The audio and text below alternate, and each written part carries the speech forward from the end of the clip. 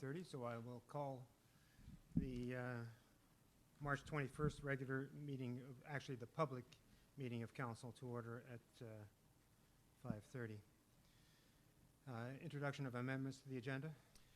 Through you, Mayor Lawrence, I have none. I have a motion to confirm the agenda for the public hearing on March 21st. Councillor Bath, seconded by Councillor Timpson. All in favor? Carried. Declarations of pecuniary interest. Through you, Mayor Lawrence, I have none. Applications, public hearing. Shoreline Road Allowance Closure and Sale Application, Duhamel. The applicant is Ms. Jackie Duhamel. And introduction and overview. This is a public hearing convened under the Ontario Municipal Act 2001 for the closure and sale of a shoreline road allowance abutting the property described as Plan M266, Part Lot 5, RP 23R 4214, Part 2, Parcel 32046, Drayton Township, Municipality of Sioux Lookout, District of Kenora, and locally known as 610 Highway 72. Confirmation of notice. The Development Services Manager will confirm how notice was served to advertise this public hearing. I'm representing the Development Services Manager, and I'd like to let you know that the proposal was circulated to internal staff for comments. Notice was advertised in the bulletin for 3 consecutive weeks and on the municipal website, sent by mail to the abutting neighbors and to the applicant, to various agencies and public bodies, and a notice sign was posted on the property entrance. Thank you. And staff will provide a report on the summary of the application. A request to purchase the unopened shoreline road allowance fronting Part Lot 5, RP 23R 4214, Part 2, Parcel 32046 on Plan M266 in the Municipality of Sioux Lookout, known locally as 610 Highway 72, was received from Jackie Duhamel. It is Ms. Duhamel's intention to use the additional land to expand the existing property, to have undisturbed access to the shoreline area, and to have an opportunity to maintain the shoreline area and yard. The amount of shoreline road allowance being purchased will not increase the size of the lot substantially, but it will allow accessory uses that are permitted in the road allowance, such as a dock, boathouse, or gazebo. The shoreline was developed by the previous owner with a dock and ramp having minimal impact on the shoreline. The applicant intends to use the land as a private access to the water. The portion of shoreline road allowance that fronts Part Lot 5 does not provide public or emergency access. If this area is sold, adjoining landowners will not be deprived of access to the water. The tariff of fees recommends fair market value if the addition results in a significant increase in value or a $1,000 flat fee plus HST. The bylaw is written in such a way as to provide council with the option to charge the flat fee or to require a market value appraisal to establish the price. An administration fee of $1,250 was paid by the purchaser to cover the cost of advertising and staff time to process the application. The purchaser is responsible for all survey costs, legal fees, and registration costs. Thank you. Staff will read out any correspondence from government agencies. We received correspondence from government agencies and municipal staff. We received a comment from MTO. If the shoreline allowance and abutting property join in title, the property owner must make an application to MTO for a new entrance permit. We received a comment from Bell Canada. Bell has no interest over the subject property, therefore there is no requirement for easement protection. And we received a comment from Corporate Services. Corporate Services had no concerns and commented that it is reasonable to sell the land since it has been historically and currently being used as a private entrance to the water. Thank you. Staff will read out any correspondence received from members of the public. There were no comments received from the public. Thank you. The applicant or a representative is invited to speak to the application. Is there anybody present who wishes to speak to the application? Stand up and state your name. Thank you. Your name is? I'm sorry. Thank you.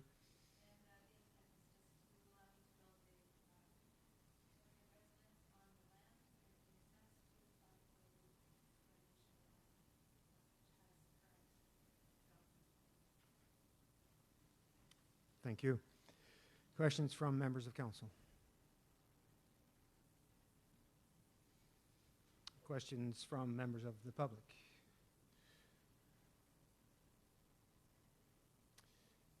Conclusion of the right of appeal process. This concludes the public hearing regarding the closure and sale of the shoreline road allowance abutting the property described as Plan M266, Part Lot 5, RP 234214, Part 2, Parcel 32046, Drayton Township, Municipality of Sioux-Lacoutte, District of Kenora, and known locally as 610 Highway 72. There is no appeal process. Good to go to the confirmatory bylaw? Through you, Mayor Lawrence, if we could just do the resolution for staff recommendation, item 5. Thank you. The resolution is that council receives report number RP 2018-028 respecting the road allowance closure and sale application from Mrs. Jackie Duhamel. May I have a mover, please? Councillor Southall, seconded by Councillor Curlew. All in favor? Carried. Confirmatory bylaw number 1718, confirm the proceedings of the Corporation of the Municipality of Sioux-Lacoutte. The council gives 3 readings and passes the bylaw number 1718, being a bylaw to confirm the proceedings of the Corporation of the Municipality of Sioux-Lacoutte, March 21st, 2018 public hearing. Mover, Councillor Fallon, seconded by Councillor Southall. All in favor? Carried. Motion to adjourn the public hearing. Councillor Curlew, seconded by Councillor Fallon. All in favor? Carried. Public hearing is adjourned. Thank you very much.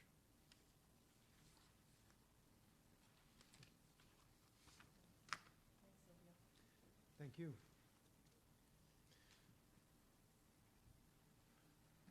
It's now 5:37, and I'll call the regular council meeting of March 21st to order. Introduction of amendments to the agenda. Through you, Mayor Lawrence, I have none. I have a motion to confirm the agenda for the regular council meeting March 21st. Councillor Curlew, seconded by Councillor Fallon. All in favor? Carried. Declarations of pecuniary interest. Through you, Mayor Lawrence, Councillor Southall has declared interest on item number 2. Councillor Southall also has rental units in Sioux-Lacoutte. Item number 2 is regarding the zoning bylaw amendment on Front Street.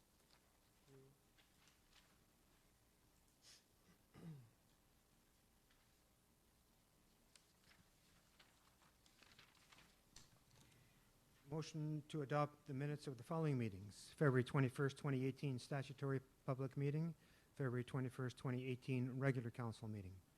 That the minutes of the statutory public meeting held on February 21 and the regular council meeting held on February 21 be approved as presented. May I have a mover, please?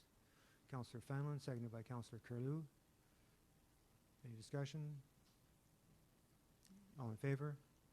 Carried. So now we'll move to items requiring determination of items requiring separate discussion, and I will lift item 5, appointment of deputy mayor, to start. Item 1, municipal accommodation tax. Councillor Timpson. Zoning bylaw amendment. Through you, Mayor Lawrence, we have to lift Have that to one. lift it. Thank you.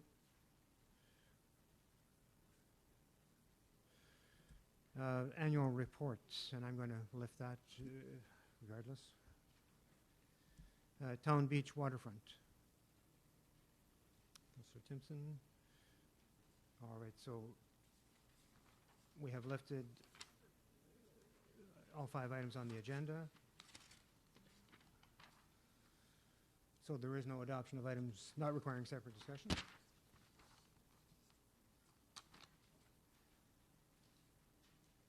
And we now have delegations. So we have 2 tonight. The first delegation is the Regional Food Charter, Clover Belt Local Co-op.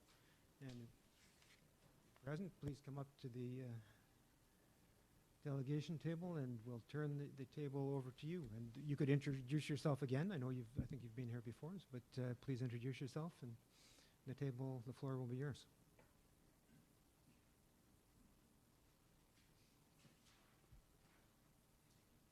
Thank you so much for having me here tonight. My name is Andrea Hebinski, and I'm the Sioux-Lacoutte Community Coordinator for the Clover Belt Local Co-op. So thank you to Mayor Lawrence and Council for giving me some of your time this evening. I was here late last If you could move it closer, it helps.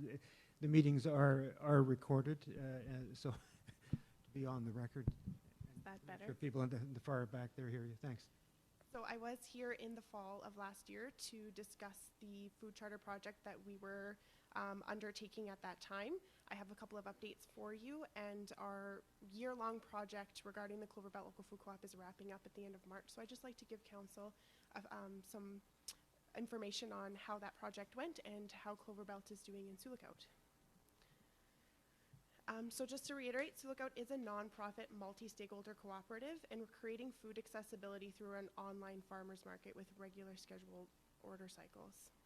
Currently, our distribution network spans over 350 kilometers. We're actually pushing about 500 kilometers now, and we're distributing food across multiple communities in northwestern Ontario.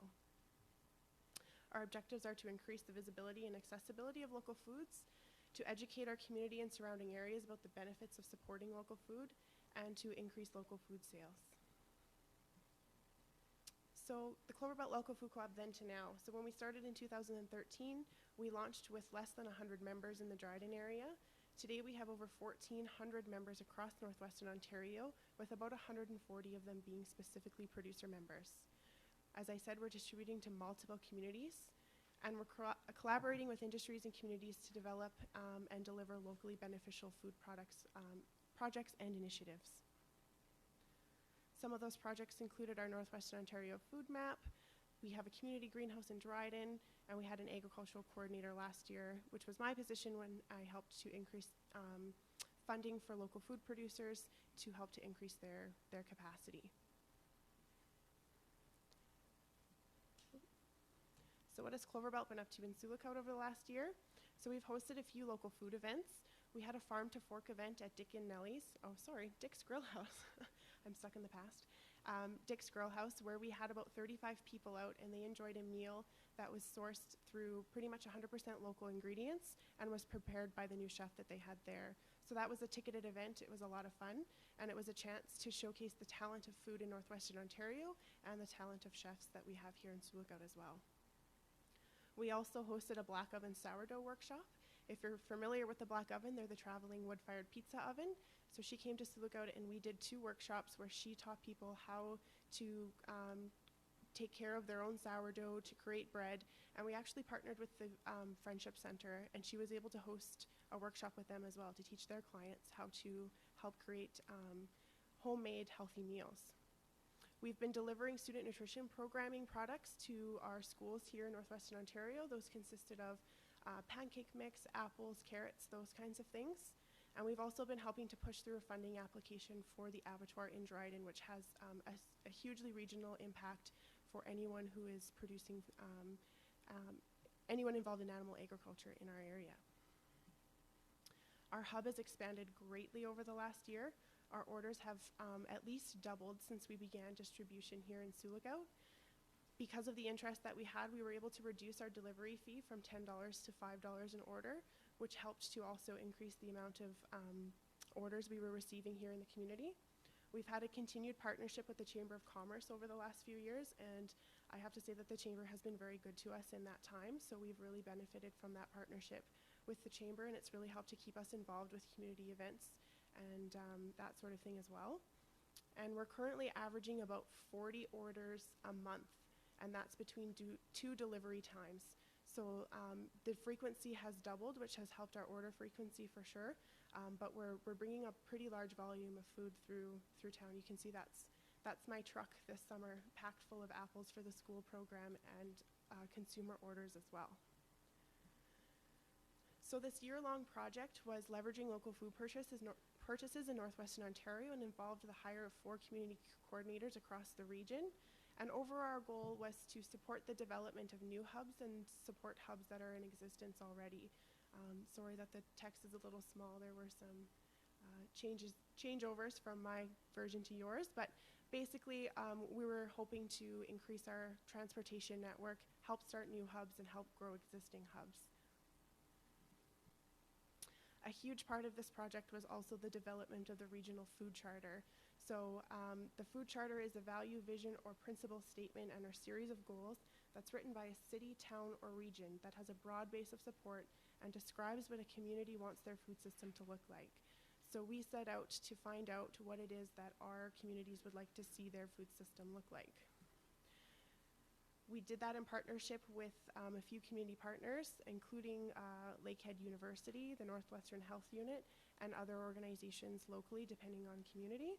And we wanted to take a regional approach because we have small communities across the region, and a project of this undertaking for each community just would not be feasible. It also helps to identify shared goals in communities, opportunities for economic development, that sort of thing as well.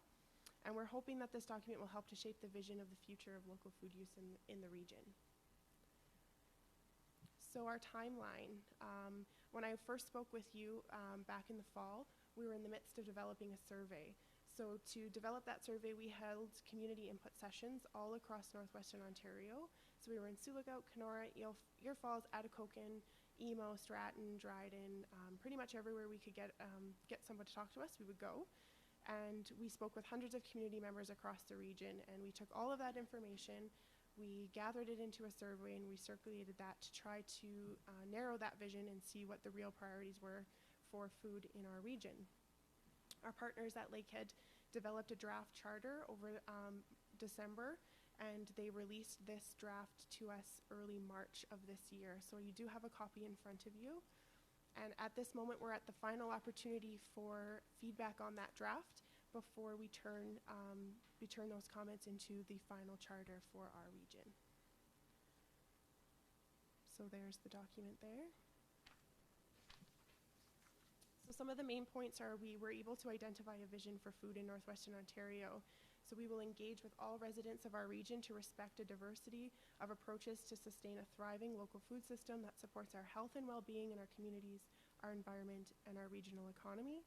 Its purpose is to create a just food system that ensures all members of our community have access to adequate, healthy, safe, affordable, and culturally appropriate food. It also offers some overarching guideposts that offer some general priority areas of focus.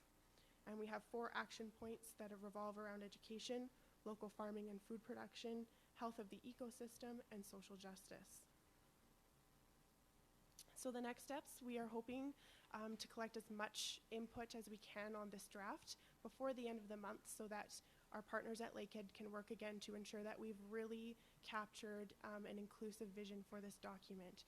So this is really the opportunity to get those final comments in and to let us know if we've really actually hit the main points. Do you feel that it is representative of what you would like our food system in Northwestern Ontario to be? Is there room for improvement? Is there anything else that we can include? Once that document has been finalized, we'll be looking for endorsement from municipal government and organizations across Northwestern Ontario. And endorsement of the document does not mean that anyone is responsible for carrying out all of the action points, but really that we're just looking to selectively support the goals and the priorities that have been outlined in the document and help to identify maybe some areas of focus where our community can work towards a better food system.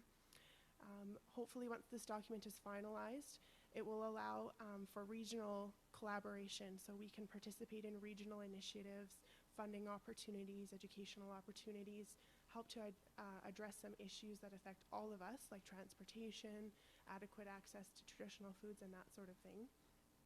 And Thunder Bay has also expressed interest in partnering with us to create a truly regional document. So at the moment, the City of Thunder Bay has their own document, but the District of Thunder Bay is looking to create their own food charter as well. There's opportunity to include all 3 of the districts so that we have a truly regional document.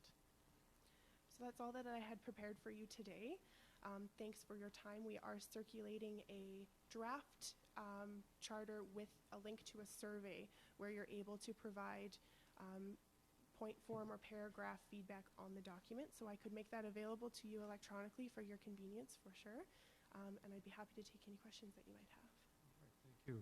Council, questions? Councillor Curlew and then Councillor Timpson. Thank you very much, and through you, Mayor Lawrence. I really enjoyed your presentation to get a strong sense of what's been happening in Andrea, and it's exciting to see that this is where we are with the hard work that the team has put into this. but I just want you to clarify for me a terminology or explicate it further. What is the meaning of a just food system? Like, what components are we talking about? Like, are there specific things that you define as just? And with that, who does this just cover? For sure. So through some of our community discussions, it was very clear that there are populations within all of our communities that were identified as at risk in terms of access to affordable, healthy food, to culturally appropriate food. Personally, here at the hospital, we have many people who are living at the hospital for long periods of times who are being exposed to food that they're not familiar with, that don't traditionally fit their diet, and it's difficult to service that population. So we did hear from a lot of groups such as that. So if there's a way that we can work with organizations who are directly involved with that, those at-risk populations, those minority populations who are experiencing issues at a greater incidence than other populations in the community, it's an opportunity to link some of those organizations together and to develop programming, hopefully, that is beneficial for everyone. So a socially just food system needs to make sure that everyone in the community has access to food that meets their individual needs. It's healthy food, it's culturally appropriate food, it's easily available, that sort of thing. So all of our communities face challenges in a different capacity, but hopefully by clearly identifying those issues and those groups, that maybe there's an opportunity to work together to try to alleviate some of those problems. Thank you. Councillor Timpson. Yes, through you, Mayor Lawrence. Thanks, Andrea. Are you able to elaborate a little bit more about the initiatives to enhance farming here and to keep farmers or to recruit new farmers? I understand that, a lot of farmers are retiring and we may be losing some of our old established farms. Yeah, so the average age of a farmer in the Dryden area is over 60, and we are in a climate where we don't have a lot of young new farmers who are interested in moving in and taking over established farms, starting new farms or growing farms beyond the capacity that they're currently at. So the Clover Belt Local Food Co-op is involved with a funding program called SNAP, Sustainable New Agri-Food Products and Productivity, and that program is geared towards funding projects for food processors and producers and retailers who are looking to scale up, to access larger markets, and to maybe evolve their business a little bit. So we do help producers access that kind of funding. And a major undertaking that we've recently finally moved forward was a fairly significant NOHFC funding application for the abattoir in Oxdrift, in our district here. So if we lose that infrastructure in Oxdrift, we can basically say goodbye to animal production in our district as a whole. We don't have large farms here. Most of our farmers, farming is a hobby to them. So they work full-time off farm, and they farm part-time using their full-time job to support their farming endeavors. So if they now have to take their animals to Thunder Bay or Emo or Manitoba, that's going to become financially unsustainable for them, and we will lose all of those small little farms. Our abattoir it's looking like that funding is potentially going to go through, and that would really help to give those farms some confidence that they can really invest in their infrastructure and grow their business. And very excitingly, even within just the last year, we've had young farmers come home and decide that they're going to take over mom and dad's farm, and they're going to do it a little bit differently, and they're going to do it a little bit bigger. And we've had a lot of small hobby farms start up in Dryden and in Sioux Lookout as well. And so it's good to see that some of that is coming back. But those small farms, they can't do it on their own. So having infrastructure like the Clover Belt Local Food Co-op, which helps to move their product 500 kilometers from the point of origin, really helps to open up the market to them. So they don't have to go to the farmer's market in a different district to access those consumers. They just put their products up online and off they go. So we are seeing some resurgence, and it's going to take a little bit of investment in local agriculture infrastructure, but we're seeing some improvements for sure. Councillor Southall. Yes, so it was formerly Griffiths. Now it is Clover Belt Country Meats, and they're a non-profit cooperative as well. So we're working with each other as much as we can, and so it's getting. Hopefully, we'll be getting a facelift here in the next couple of months. Councillor Curlew. Thank you again, and through you, Mayor Lawrence. Andrea, in terms of food waste and compost, are all the products that are generated locally, is there a sustainable way to deal with that? Whatever's not sold or whatever's not donated, how is it dealt with in terms of waste? That's a good question. Waste is not typically an issue that comes up in conversation on our level too much. We don't have massive amounts of production happening, so we don't typically see too much of that the overage, and a lot of waste that we do see is seen more around poor weather conditions and losing crops to wet conditions and that sort of thing. A lot of our product goes through the farmers market, so people are not expecting a beautiful carrot at the farmers market like they maybe are in the grocery store. Many farmers are doing multiple levels of farming, so they're feeding wasted crops to livestock and that sort of thing. A lot of our producers do preserving, but some of the funding that we are helping to pursue is around green energy and proper composting management, and even our abattoir, they work to make sure they're following proper composting measures, and as much as they can is sold to all levels of the community who are looking for food. So some of it goes to the pet shelter, some of it goes to those with dog sled teams, that sort of thing as well. So as our farms start to grow, that could certainly be an issue, but I wouldn't say that it's something that has posed a major issue as currently, as far as I'm aware. Further questions? You mentioned the farmers market. Where does most of the majority of the food move to market from Clover Belt? Who's the biggest customer? Is it through the farmers market? So we are separate from the farmers market, and we share a lot of the same producers. And our biggest clientele are your everyday average consumer. So we're The deliveries that you're making by truck to the residential consumer. that's the bulk of our membership, and the bulk of our sales are retail.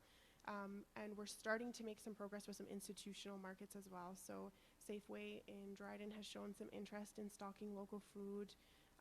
Some schools, restaurants, that sort of thing, they're kind of starting to bite, but there's a few more hoops to jump through on their side of the coin than there are for your everyday average consumer. But for the most part, the people that go to the farmers market physically in town are the same people that access our website in the winter when that physical location is no longer available to them. Thank you. Any further questions, Council? Councillor Southall. Health restrictions, is there inspections involved? Is there, I'm just curious, I don't. Yep, it's a big can of worms for sure. So our co-op, we do fall under farmers market guidelines. So there's a little bit more flexibility there than there would be, say, selling through a grocery store or through a physical store location. All of our meat, eggs, and dairy have to go through provincially inspected processes. So we're not able to sell backyard eggs on our website. All of the meat that goes through our site has to be processed at the inspected abattoir and that sort of thing. So the guidelines are looser around produce, baking, preserves, crafts, that sort of thing. But we do have to follow very tight guidelines around meat and eggs. Is there an abattoir in the Fort Francis Rainy River area as well as? There's an abattoir in Emo. They built that abattoir, I think, about 5 years ago. It runs very differently than our abattoir. It is not equipped with any processing equipment, so it's what they call a kill and chill facility, whereas our abattoir is outfitted with processing equipment, smokers, that sort of thing. So our abattoir actually sells a finished product directly to consumers. So they run quite differently and at very different capacities. But there's also an abattoir in Thunder Bay, and they run in an even different capacity, so they don't process poultry at all. So we'll have farmers driving from Thunder Bay to Dryden to get their chickens and turkeys processed with us. So, yeah. Anything else, Council? All right, well, thank you very much for a very interesting and informative presentation. And we'll see you, will you be out at Lac Seul at the food conference next week, or somebody from Clover Belt? Someone from Clover Belt will, yes. Of course, yes. Thank you. Thank you so much for your time.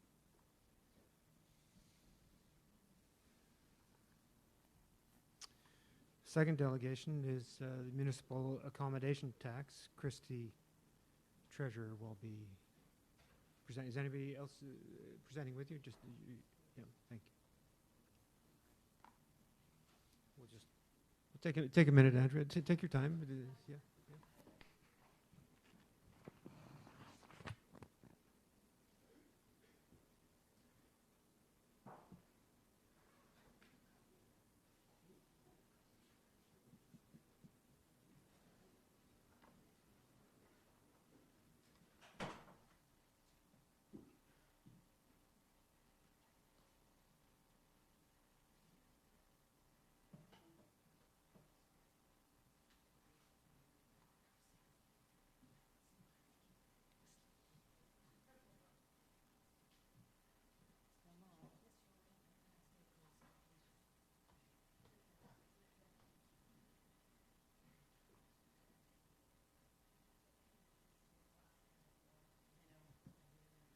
Furniture. Oh, yes.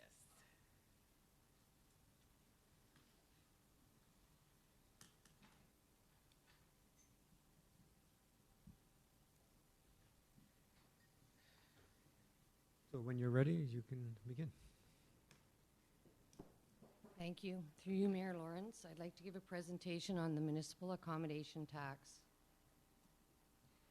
In December of 2017, Ontario Regulation 435-17 was passed, granting municipalities the authority to impose a municipal accommodation tax. What is a municipal accommodation tax? It's also known as MAT. It's a tax which the municipality has the authority to impose on all accommodators with a roof renting consecutive room nights of under 30 days, Who is eligible to collect MAT? Hotels, motels, bed and breakfast, resorts, Airbnbs, tent and trailer sites, outposts, floating lodges. Who's exempt from MAT? The Crown, school boards, university or colleges, post-secondary institutions, hospitals, long-term care hospice, accommodation provided for shelters, and any other accommodator which the municipality deems exempt. So the municipality could deem anything to be exempt. For instance, in Mississauga, they have decided that campsites are exempt in their bylaw. Who determines the tax rate? Municipalities are to pass a bylaw to implement the tax rate. New municipal revenue. The municipality's portion of the revenue is unrestricted. Possible funding uses for the revenue. We could possibly use capital improvements, repair and new construction for tourism-related facilities, programs and services, economic development. These are just some of the examples of possible funding. This would be something that would be determined through council and probably through the budgeting process. New revenue for tourism. So an eligible tourism entity includes any nonprofit whose mandate includes tourism, promotion, and development in Ontario or in a municipality. So our Chamber of Commerce actually qualifies. They are eligible to receive 50% of the net MAT revenues. The Chamber of Commerce currently operates the Tourism Information Center, a home trade show, a craft show, outdoor show, a Northwest Farmers Market, winter markets, Blueberry Festival, Master Anglers, Walleye Weekend, Experience Magazine, and Christmas Lighting Campaign. These are just some of the things that our chamber currently does for our community. In order for the chamber to be eligible for this, they would have to enter into an agreement with the municipality. The regulation requires that the municipality enter into an agreement with an eligible tourism entity receiving the MAT revenue. The agreement must include a reasonable financial accountability matters in order to ensure that the amounts paid to the entity are used for the exclusive purpose of promoting tourism and development. We can also put in the agreement any other matters that may provide that the council deems they want in the agreement. It doesn't state that they just put one thing. We can have specifications within the agreement. These are the total estimated revenues. These revenues are based on the average of 70% of the revenues of the occupancy of the hotels, with an average rate for rooms. The resorts and outposts are for 15, based on an average of a 70% occupancy over a 4-month period over the year. Gathered the numbers, and we did, this estimate is low, right, Christy? Yeah. Excuse me. I didn't want to bring it in that it was high because we have to estimate it right now. We don't know for sure how much the revenue is going to be, and we don't want to overestimate things. I also did not include any tent or trailer campsites because I haven't been at any of the resorts to really know exactly what they have. I had to take the information off the website and see what they have there, and I took a high rate and a low rate and put it in between as to their occupancies. Or I also didn't include the bed and breakfast in this estimation. So say if we were to do municipal accommodation tax at 4%, approximately from the hotels would be approximately $411,208. The resorts would be $87,054. The outposts and floating would be $262,139, which would give a total revenue of $760,402. So of that revenue, approximately 50% would be held by the municipality, and 50% would go to a nonprofit entity, which the Chamber of Commerce qualifies, of $380,201. At 3%, the hotels would be $308,406. The resorts would be $65,290. The outpost floating boat planes would be $196,604 for a total revenue of $570,301, which would be approximately 50% of $285,151. For 2%, we are looking at hotels, approximately $205,604, resorts, $43,527, outpost floatings, $131,070, for a total revenue of $380,201. 50% of that would be approximately $190,100. The benefits. Municipal portion of the funds will be reinvested in an accountable, transparent, and dedicated way. The municipality's goal is to use the tax to attract more visitors and generate more tourism to stay, all of which will make our local economy stronger. Currently, the municipality is supporting or assessing the municipal accommodation tax passed and supported at 4% is Mississauga, Sudbury, Ottawa, London, Toronto, and Brockville. Still assessing this is Niagara, Thunder Bay. They currently have a destination marketing fee that they have incorporated. Kenora is still assessing, Sioux Lookout, Red Lake, and Dryden. How does this? And I are laughing because they keep calling and saying, "Are you guys done yet?" So we just had to figure it out. Yeah. We're ahead of the curve. How does this affect our businesses? There will be tax collection. So they'll be acting as agents for the municipality to collect the tax. They'll have to have special labeling on their invoice. They'll be required to show that the tax is a separate item on every invoice and receipt. The label it has municipal accommodation tax or Sioux Lookout accommodation tax. A remittance. A municipal accommodation tax return form will be made available to all providers and will be required to be remitted with payment by the end of each month and for the tax collected in the previous month.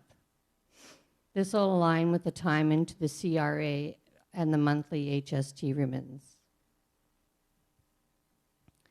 How else does this affect the businesses?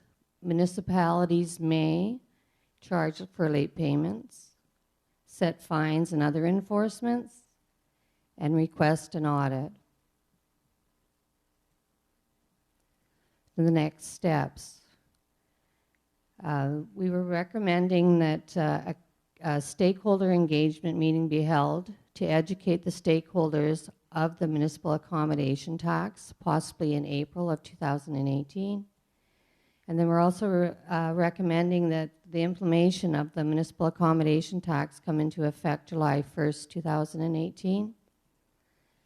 And we bring back a report to council on the stakeholder engagement meeting at the May 16th regular council meeting, along with a bylaw to be prepared for council to pass the municipal accommodation tax.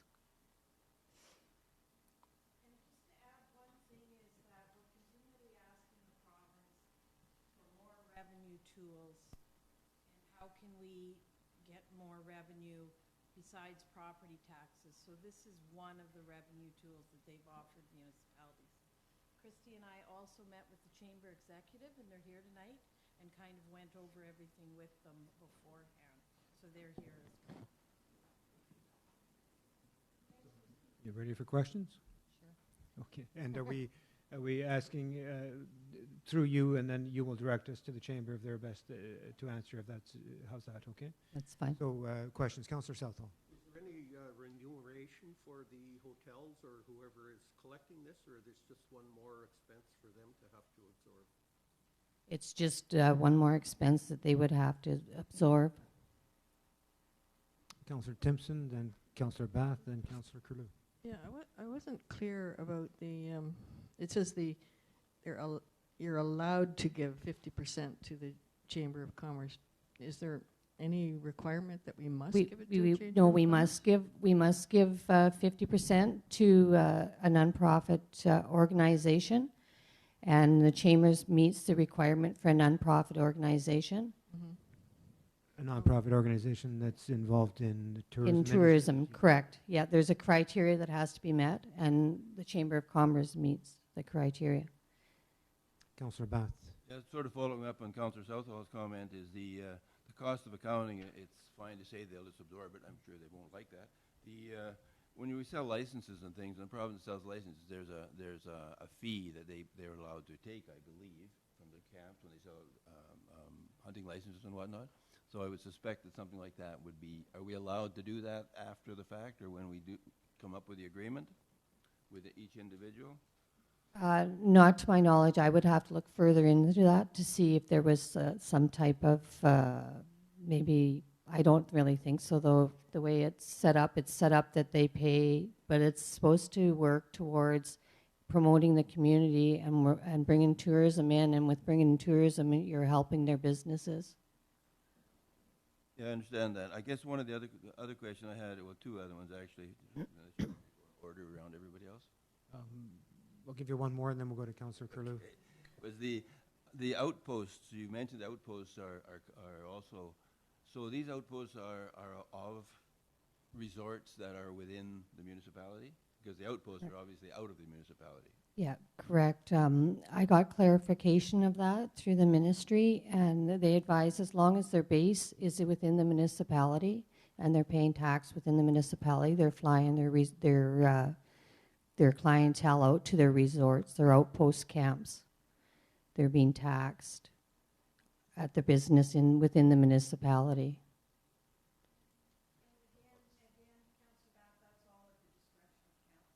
Yeah.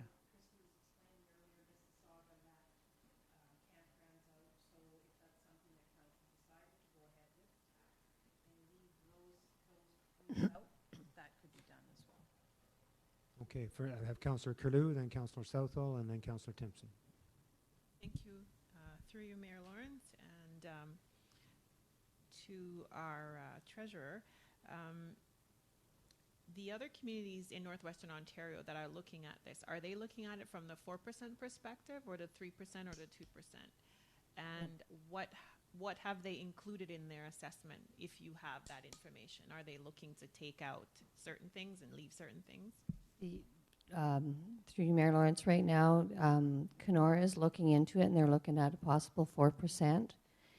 They were going to be bringing a report to their council. I'm not sure if it's gone there yet. And when I spoke to Dryden, they advised that they were going to be looking at probably following the footprint of what Kenora would be doing. Councillor Southall. I'm just wondering, so for sure there can be no compensation to the hotel or business that's, I mean, I look at this and I say, okay, they're going to have to change their whole invoicing system and put this on every invoice. They're going to have to collect it. They're going to have to submit it to the municipality. They're going to have to be liable for this and can be fined if they don't submit it and stuff. And I just think there's a lot of onus going to be put onto a business with no compensation. I just have difficulty with that. Through you, Mayor Lawrence, I guess that could be something that if we couldn't implement it in with this program, the municipality and council could implement something separately to give them some type of benefit from it. That would be almost like how we have the charity rebates and that. I would say we could probably implement something through that. The only thing is then you're losing revenue of one thing and Yeah. trying to increase revenue. I would think that through the chamber if the chamber is the partner, getting 50%, the businesses belong to the chamber. This is not a small, I'm not sure what it's going to do to your budget, but I would suggest it's multifold times what it is now. So I would think that there may be an avenue through the chamber for that rather than, and then through the enhancements of the tourism industry. I would say let's go slow on that. Councillor Timpson next, and then Yes. back to Councillor Bath for your third question. Do you have to have the same percentage for each of the categories? Could you have 4% for, say, hotels and 1%, 2% for the private B&Bs? Through you, Mayor Lawrence, that would be very hard to track. It would be very cumbersome.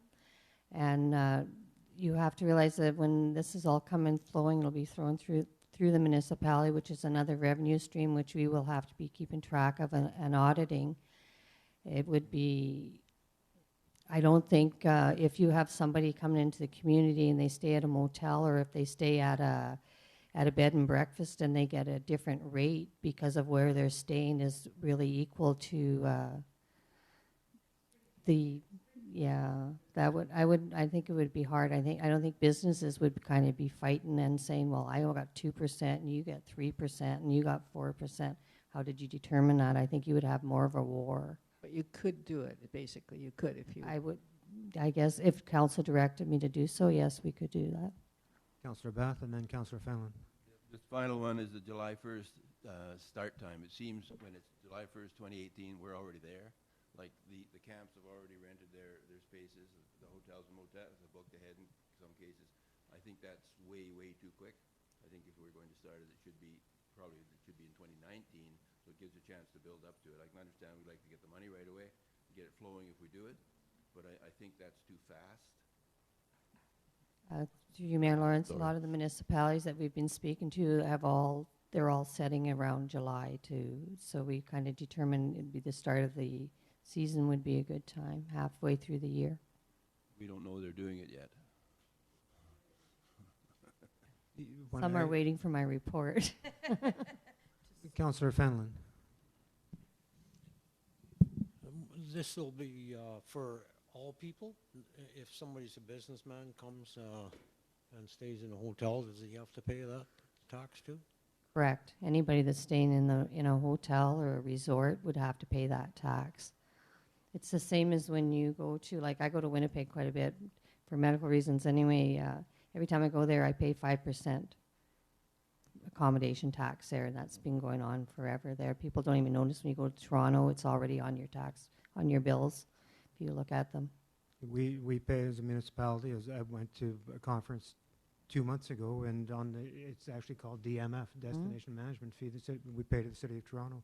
A year or two ago in Niagara Falls, I noticed on the invoice for our which we're paying as a municipality on Niagara Falls, we're already charging, which I didn't quite understand. They were already doing this, and I thought we only got the freedom to do this in legislation that came out in the fall. But this was 2 years ago at AMO or some such conference. They didn't call it a destination management fee. They called it a Destination marketing fee. yes, yeah, exactly. Yeah, Thunder Bay is currently doing it. If you stay in Thunder Bay, there's quite a few motels. You'll notice it's a volunteer tax, that one.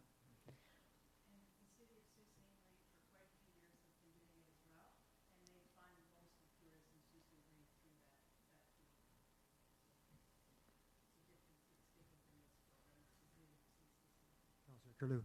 Through you, Mayor Lawrence, and to the Treasurer. So have you looked at a little bit more as a comparison, a different perspective, Thunder Bay, and how they have their not mandatory, but also something that they can, you can opt to or not to do? No, I haven't looked further into the destination marketing. No. I think that's I don't think you can do that anymore. I think my understanding was when this came into effect, whoever had that could stay with it, but you could no longer do that. It's phased out. Yeah. Further questions or comments, Council? Councillor Timpson. Sort of a general question. If all these other places have been doing it forever, why only now are we considering it here in the Northwest? The one with all these the ones that I mentioned, the City of Toronto, and which operates under the City of Toronto Act, not the Municipal Act, and Niagara Falls, which is the one that I've asked to. How were they allowed to do that? Unless this is something different that you're. Yeah, as far as I know, Niagara Falls fell under that destination. I don't think it's called destination marketing. In Niagara Falls, they were supposed to be using that for their flowers and their beautification in their community, and they just kind of implemented that. As for the smaller communities in these areas, it's probably never been done because it's a voluntary. It's not a mandatory. You can't enforce it. So if a business decided not to do it, the municipality would have no grounds to make them collect it. It's a voluntary collection. Whereas this is something that would be, once council passes a bylaw on it, it would be mandatory, just like remitting to the Revenue Canada. I think one of the things too is to consider that given the fact that we have such high residential taxes, and one of the issues is that we have concerns from the stakeholders in the community that they're always concerned about high taxes because we don't have an industrial or commercial base. What we're looking at is other opportunities to pull in some revenue to alleviate that tax burden. Councillor Southall. Do we have any idea what our breakdown of room rentals is? Like how much is tourism, how much is business, how much is health related? No? No, I'm sorry, I don't have that information. I know that from the SLIFNA's annual report, they said their hostel was 180% capacity last year. And there was, I believe, it's in the range of 30,000 hotel room nights were directly health rated to patients, never mind medical professionals coming and going. And then we do a lot of education. Maybe the chamber would have a better idea, but I would suspect that some hotels would be much higher. I think different hotels have different clientele, but would the chamber have any data on that? Can I?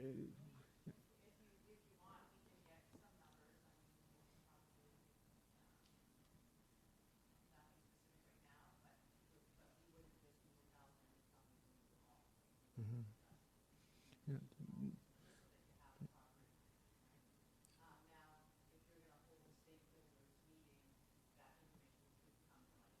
Yeah.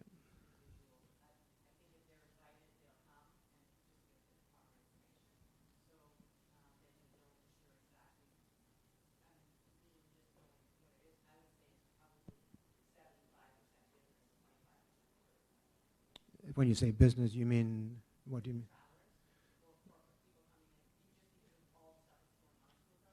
Okay. Are you including health? As tourism. Yeah. Yeah. Yeah. Yeah. Yeah. And many of those clients, the bill is ultimately paid by either the provincial or federal government. Or yeah. Yeah. And when we say we holding as stakeholders, we mean we holding as stakeholders. We're hoping. Councillor Curlew and then Councillor Fenlon. Through you, Mayor Lawrence. So just so I have this correct, so the 50% revenue that would potentially come this way would be going into our operating budget and then decided by council, or? Through you, Mayor Lawrence.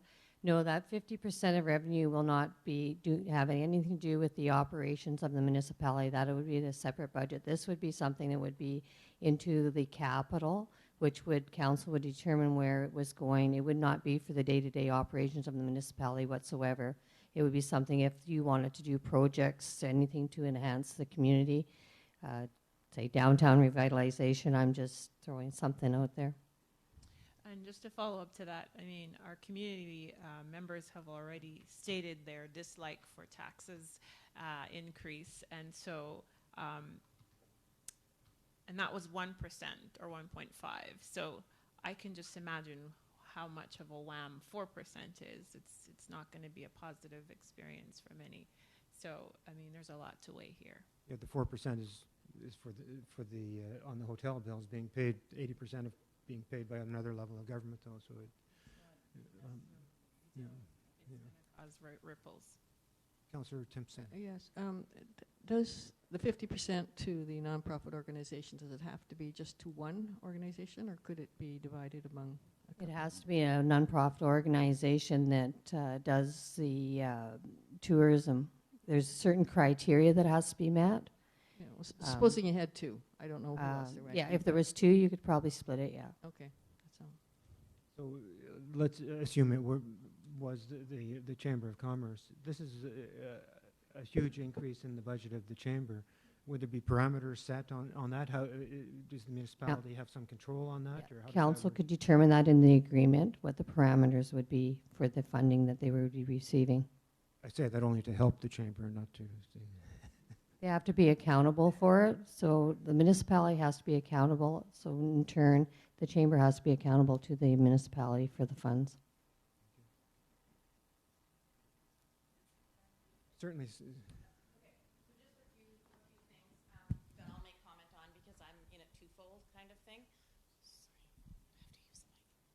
Sorry, I have to use the mic. Okay. Okay. So, So on behalf of the Chamber of Commerce, I'd like to just comment that we've had a great partnership with the municipality for years, which includes Blueberry Festival. So we've had a three-way partnership where we've put funds in to the partnership to be able to run the Travel Information Center on a year-round basis. But the amount of money that's come in is, you know, we're barely squeaking by. We're not able to keep staff on a full-time basis. We're really difficult time trying to keep just permanent staff that can make it a career because we can't pay enough. We do have government funding in the summer for the summer students, but that's an 8-week program, so on and so forth. So this would change the dynamic in a way that we would be able to hire somebody full-time at a decent wage with possible benefits, long-term, you know, a pension, something like that. We may be able to bring in a person half-time to work with them through the year. As you can see, the Chamber was listed as things we do. There's an enormous amount of things that we do that have been downloaded onto us, little things like the Santa Claus Parade, but it takes time and money and effort to make it happen. And we do it on a really, really tight budget right now, like really tight budget. And we have a board of directors that are all volunteer, that are all business owners, which makes it worse because we're running as fast as we can. So we try to volunteer at the events, but obviously we can't, so then we try to hire people, and it just doesn't work. So if we were to, and actually I just investigated this last week because Cranbrook, BC just implemented it, and they did a 4%, which it doesn't matter the amount, but they can now hire, and they've got a whole brand new job. It's a tourism developer. They're hiring for $75,000 a year. Their town is 30,000 people to run their tourism. They're going to do so the person would be employed by the chamber, but through the municipality they'd be working together. But that's a huge wage, you know, for somebody to do that. We would never even have talked about that kind of thing. For the last, I don't know how long I've been on the Economic Development Commission, years. The same thing, this has come up constantly at all our meetings. Every time we have a retreat, every time we talk about is how can we have proper representation? How can we have a person that's qualified to promote tourism and to get our events full, to have more events? We just don't, because the volunteers can't. You can only have so many events if you only have so many volunteers. So that's on the chamber side of it. So it's going to be a great thing, I think, and I think if it's handled properly and it's brought to the stakeholders properly and explained properly without, because the revenue is coming from the customer. And I was just saying earlier that I was just on a trip in the States, and we paid $35 a day just for the tax per night in the room. Just for that was in the room, that was just the tax on the room. And that was a destination marketing, so that goes back into, and they've been set up so that the hotels get together and they promote themselves with that funding, right? So I think it's going to be a great thing on behalf of the community. On behalf of the hotels and the lodges, more so the lodges, they have set their rates for the year. So, and they've pre-booked most of their rooms for the year. I think that's where the negative feedback is going to come from, because this year also they were just informed about 6 or 8 weeks ago that the American visitors will not get an HST rebate for anything, for any of them, anywhere in Canada. So if they're in Canada, they used to get 50% back. So now if the person came and they had paid $150 HST, the lodges, the outposts, the tourist camps could rebate the 50% right there off the top of their bill. That's not going to happen this year. So, Christine, it would be more palatable then if it was something that was implemented probably for January 1st, 2019? I'm thinking even October 1st. I'm thinking even October 1st because Get through the season. to get through this season, let them think about it. The hotels will be on board. I mean, I can tell you the hotels will be on board just because, again, other than, and what Mayor Lawrence was saying, and I totally agree, what we could do is, and maybe that's something that could be in the stipulation, that maybe the chamber could, if it costs the hotel $1,000 to upgrade their accounting system, maybe that's how the kickback could go.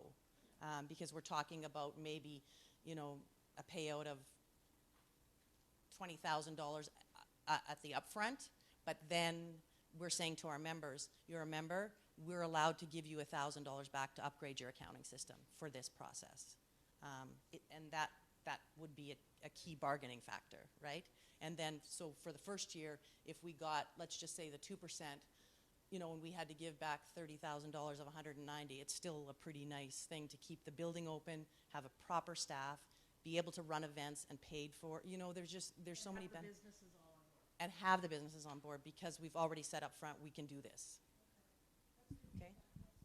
And do you think that the date October 1st, is that across the board, or is that only for is July 1st too ambitious? Is October 1st? I think July 1st you're going to get the negative impact from the out lodges. Like we have 29 operating lodges here.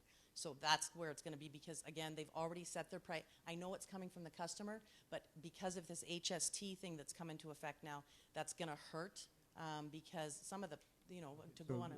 I'm just, what if the resolution, well, we don't have to do that tonight, but Yeah.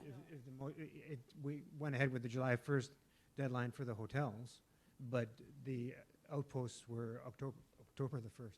I don't think then I don't think it would be fair. I think you'd be going like Okay. the same thing you Good, talked yeah. about. I think Good. 2% for them and 3%. I think across the board, bed and breakfast, lodges, When we do our joint stakeholder meeting, that we can certainly see what the feedback is from different groups. yeah, for sure. That's okay. Through you, Mayor Lawrence. The municipal clerk, you can correct me if I'm wrong, I guess one of the things we'll have to look at is when we're doing this is what our deadline would be to implement something like this in case of a lame duck or anything that was going to occur, if that's going to affect this bylaw. So if tonight there's a resolution that'll come that asks staff to bring back the bylaw to bring back a bylaw to implement the MAT effective July, and maybe we make a friendly amendment to make that October, July 2018, at a percentage that we have to decide. Does that enter if we make it October and we pass that resolution in July? Is that acceptable? It would, through you, Mayor Lawrence, I believe it would be fine. Brian, you can correct me if I'm wrong, but I'm sure that's fine as long as it's passed prior to the lame duck. So we could pass it in July, but it's effective in October, and that sort of satisfies the outpost requirement. It's universal, and it satisfies the clerk's clerical requirements, the administrative, yeah, okay, good. Through you, Mayor Lawrence, I guess another aspect would be I'd have to just double check with the bylaw if we have to put in there if we are going to eliminate any of the, say you decide you don't want to do camping or you don't want to do bed and breakfast, or are we going to do everything, would be a determining factor that we would have to know. So I'm not sure if you want to. Well, we might have to do, I think that is a discussion at July after you've had the stakeholder meeting. You come yeah, back with in a May. maybe a draft bylaw In May. in June or something. I'm not sure. Yeah, but yeah. I don't think we do it Something like tonight. I think you have the stakeholder meeting first. Yeah, come back. through you. Councillor Southall. I'm just going to throw out something that, like, the bed and breakfast, you're talking about 1 or 2 rooms. Lots of them are going to fall into the over 30-day. They're rented out to somebody from the hospital for 30 days or 60 days. I think that's going to get into a very complicated situation. I don't.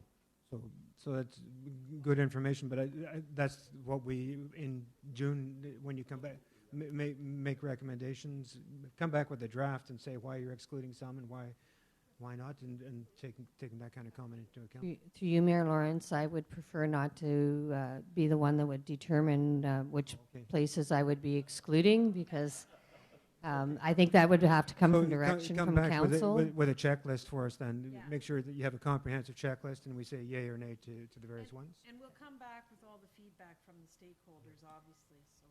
Councillor Bath. Yeah, just one comment on that exact thing. If I'm the federal government, I'm going to rent a room for a year, and I'm going to put different people into it. I'm sure you can do that somehow in the accommodation business, and they would be exempt then. And that would concern me, because you definitely don't want the federal government and the provincial government to be exempt. I don't know, do the hotels, maybe, do you rent rooms for, go ahead, thank you. You bet you do. Your name is? Alana Anderson.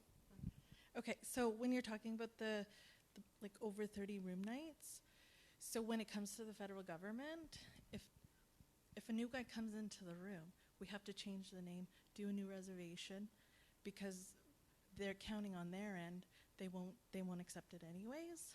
So, no. Thank you. Councillor Kurdu? Through you, Mayor Lawrence.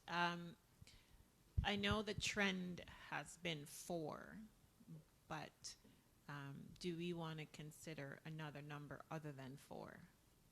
Well, that was a question that you've put up 2, 3, and 4. Is there a limit? Didn't Could we hear have that. 20, or could we? Thinking more 2. Through you, Mayor Lawrence, you could pick 20% if you want, like. No, but it's not limited. These are your options. The total decision is up to council on what the percent would be. So- The ongoing percent right now is 4%. It's been like across every municipality and every city that in Ontario. Manitoba is 5%. So I think when we bring it to the floor tonight, Councillor Crew, I'll just start it at 4 and see if there's buy-in. And if it doesn't pass, then I'll ask for 3, and that way we'll go down to nothing, and we'll find out if there's support or not. Or we could go to 5, but I think we'll start at 4 and see where that goes. Since 4, it puts us in line with just about the majority of the municipalities. And I believe that all the municipalities, Dryden, Kenora, Red Lake, are probably all going to fall along the same line, around 4%. Kenora is they were going to bring it in for 4%. All right. Any further discussion? So we're going to have, this is a presentation. We will have a resolution on this in a few minutes here. And but I think by the time we come to the resolution, I think that's the way I'll approach it is we'll change it to October and we'll start at 4%. And then if there's not passage the first time, then we can go from there. Okay? Christine, yeah, please. Just before, because this is going to go in the paper, is there any way that we can make sure that the accommodation knows this is, do you know what I mean? Like this is going to be in their face next week. I don't know how that works. Any way they can know what, sorry? Well, Can I just interrupt you for a moment, please? Through you, Mayor Lawrence, maybe when we bring it to there, because we're not going to be bringing a bylaw back, so we won't put a percent in yet, and we'll just put in that directing that we hold a stakeholders meeting to further engage and educate the stakeholders on the municipal accommodation tax. And then in May, when we bring back that, then we can do the bylaw for the recommendation of a bylaw. Tonight. On the possibility of a new accommodation. yeah, because I think what's going to happen is it's going to go in the paper on Wednesday, and then the phone calls are going to happen because Tim's not on that. yeah, this is the first anybody's heard of it, right? And I think the way we're presenting it to is that council is reviewing the option of Well, it has been in the paper before that when the province announced it. I talked about it, I think, in one of my Mayor's Desk articles. This agenda is public and already on the website. So I understand what you're saying. Most people are going to see it when they read our local newspaper, which is of great interest, and they'll see it, and bingo, it'll hit the fan. But I think, and tonight we're not doing it, but we're just directing staff to bring back a bylaw for consideration, because 4 people might decide they don't want it and vote it down. It's being brought back for consideration, or 7 people, or who knows. It's Councillor Timpson. I totally agree with that, because the way it looks now, it looks as if we're making the decision and then we're telling the public what we're planning to do, and what we really want to do is to find out from the public what the implications and all the nuances are of this type of law, bylaw. So when it comes to that staff report number 1, I totally support that we will. I think what we'll do is we'll read the cover it. resolution as it stands, and then Yeah. we'll look at amending that resolution. There's a couple of amendments we'll have to make, correct, right, according to our discussion. So we'll go with it as it's printed here. I think that's what we need to do. Once we have a mover and a seconder, ask for friendly amendments. Is that the procedure? Okay. Good. All right. If there's no further discussion on that, I'll say thank you, Treasurer. And I just wanted to say a very big thank you to Christy, because she's been really busy with the auditors and whatnot, and she's been doing a lot of research on this, so thank you, Christy, very good report. Yeah, thanks very much. And well, I think it's a wonderful opportunity. It's the kind of thing that municipalities have been looking for. And for our municipality, since so much of this income we're going to get from other levels of government who need to help start contributing to what we're paying for at the property tax level. So next we'll move on to the items requiring separate discussion, and the first item will be the accommodation tax, but I'm just going to declare a 3-minute health break first, and then we'll start with the municipal accommodation tax resolution. Thank you.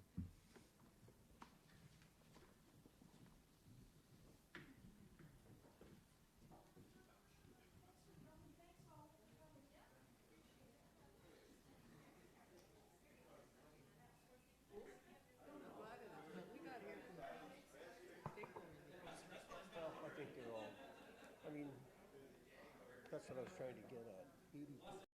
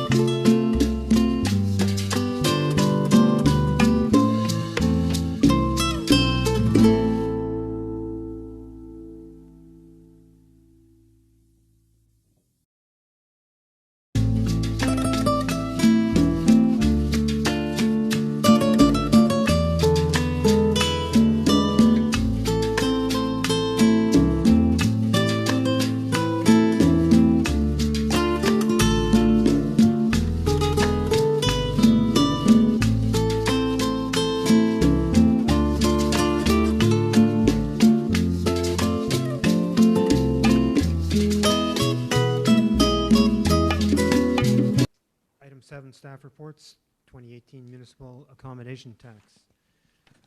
So I'll read this out and ask for a mover and a seconder, and I will insert the October, is it at the, we'll have to do that as an amendment, right? Yep, we'll have to do that as an amendment. Okay, so the council directs staff to bring back a bylaw to implement the municipal accommodation tax effective July 2018 at, would you like me to fill in a percentage now? Is that at 4%, as determined by council, and further that council directs staff to hold a stakeholders engagement meeting to educate the stakeholders on the municipal accommodation tax. Can I have a mover? Councillor Fenlon, seconded by Councillor Bath, and discussion, and I'm asking for a friendly amendment to change the date from July to October. Is there somebody? Discussion. I was just asking for a friendly amendment first to change the date to from July to October. Is there somebody willing to suggest that? Councillor Southall, mover and seconder.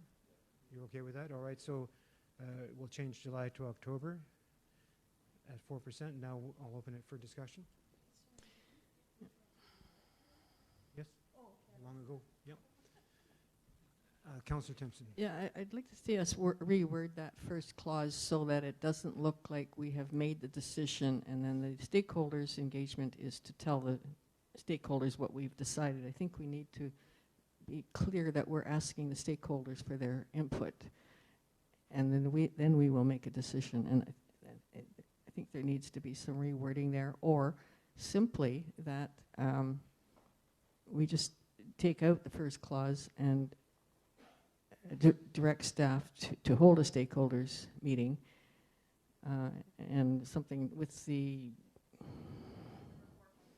and report back to council with the vision of developing a bylaw, and obviously during that time you will be doing that. Yeah, the way it just looks like we're making the decision and then we're going to tell you what it was, and that's not what we're planning to do. All right, Treasurer, go ahead. To you, Mayor Lawrence, I'd like to say that for the stakeholders meeting, I would kind of like to see it be held in May, because by then all the resort owners would be back. If we're not going to be implementing anything until October, possibly, then we could hold it in the beginning of May, and we could bring a report back to council in June, and in June when I bring the report back to council, we could also be bringing in a recommendation on a possible bylaw. Further discussion?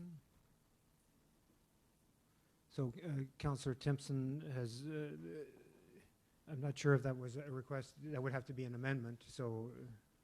Yeah, I think we could do it by friendly.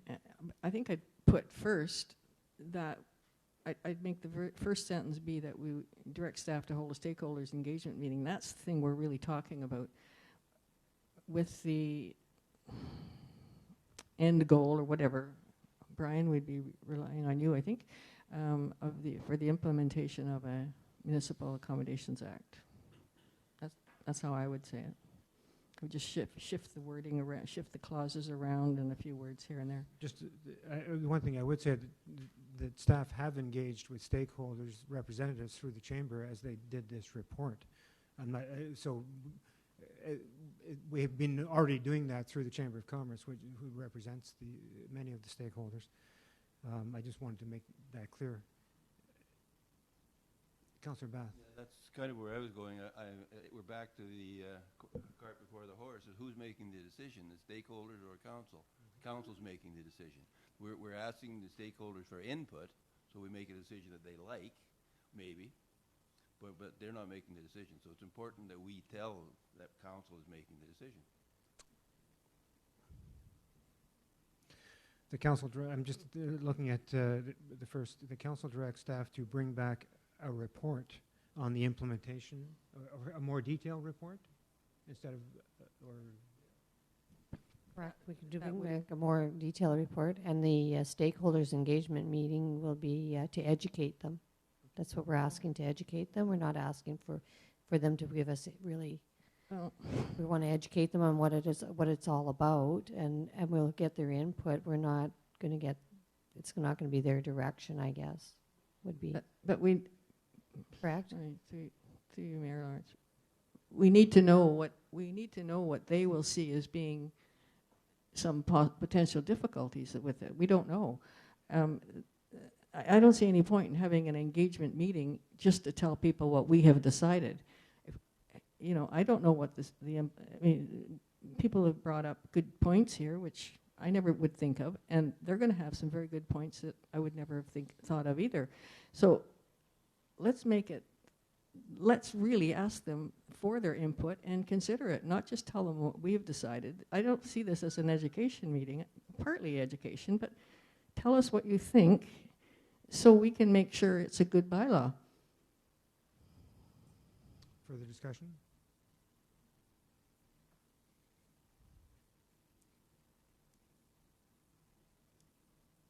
So I'm not, Councillor Timpson, there's a motion on the table. Have you suggested a friendly amendment to it?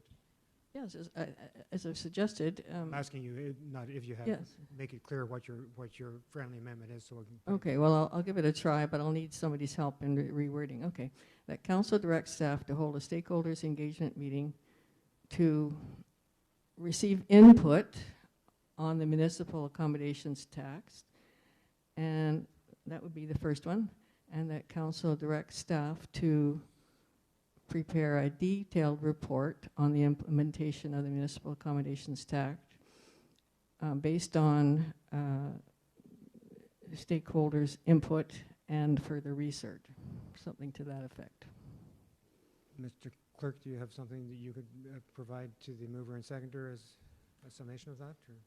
Through you, Mayor Lawrence, based on my understanding of Councillor Timpson's friendly amendment, I would suggest that that the motion could read that Council directs staff to hold a stakeholder engagement meeting to educate and seek input from the stakeholders on the municipal accommodation tax, and further that Council, giving consideration to the input from the stakeholders engagement meeting, directs staff to bring forward a report and bylaw to implement the MAT. Yeah, I think that the flavor I'm trying to get is that we're asking you what you think, and then we will decide. We are going to do it, but we just need to know when we're doing it right, and you guys are going to tell us. Yeah, all I'll ask you is, are you comfortable with Mr. Clerk's amendment? I like all right, that. so now I will ask the mover and the seconder. Mover. Who do I go to first, Clerk? I go to the mover or the seconder first? The mover. That was Councillor Fenlon. Yeah. Just the first part of it. That Council directs staff to hold a stakeholders engagement meeting to educate and seek input from the stakeholders on the municipal accommodation tax. We're gonna make a decision on, the decision's gonna be made for us when it comes back to council again. Because they're gonna hold a stakeholders meeting with, all the stakeholders and then make a decision on it. It's not gonna come back to council for a decision on what the stakeholders have said. Staff is gonna do that.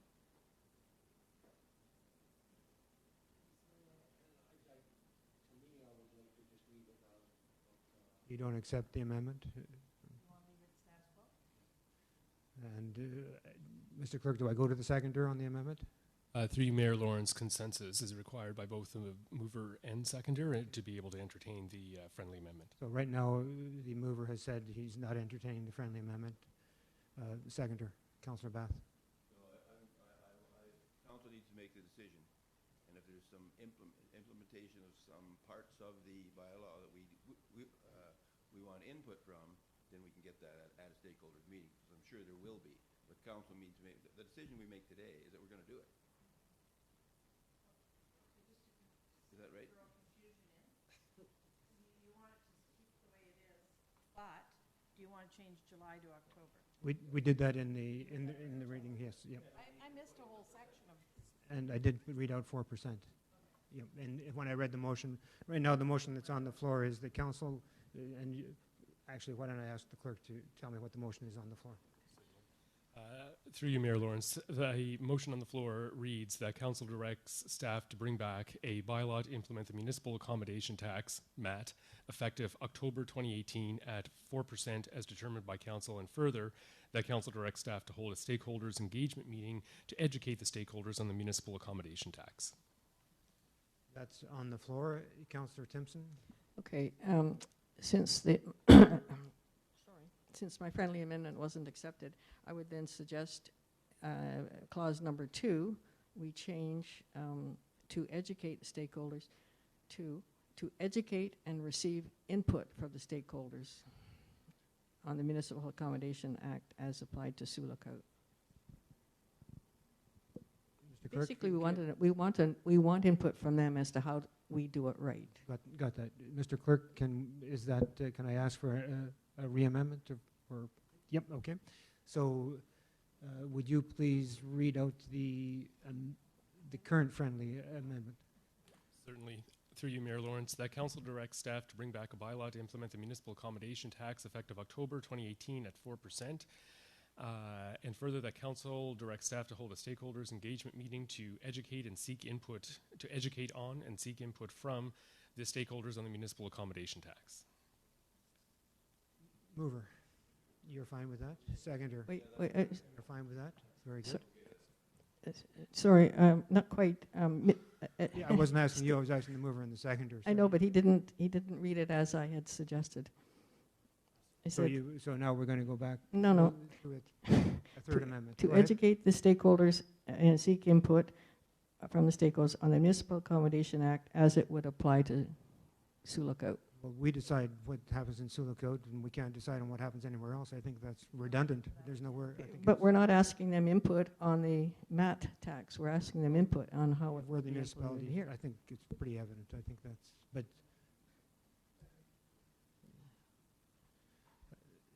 I think it's Sulakaut.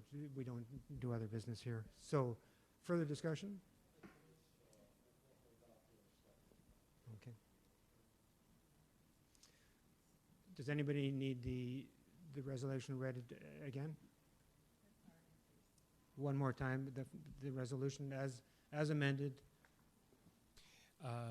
Certainly, through you, Mayor Lawrence, that council directs staff to bring back a bylaw to implement the municipal accommodation tax effective October 2018 at 4%, and further that council directs staff to hold a stakeholders engagement meeting to educate and seek input from the stakeholders on the municipal accommodation tax.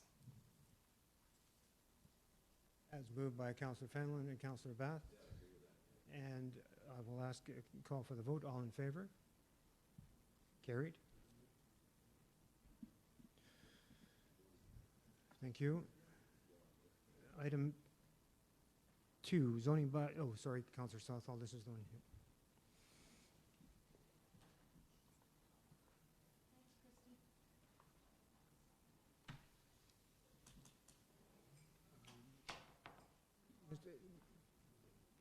Mr. Clerk, would you, thank you.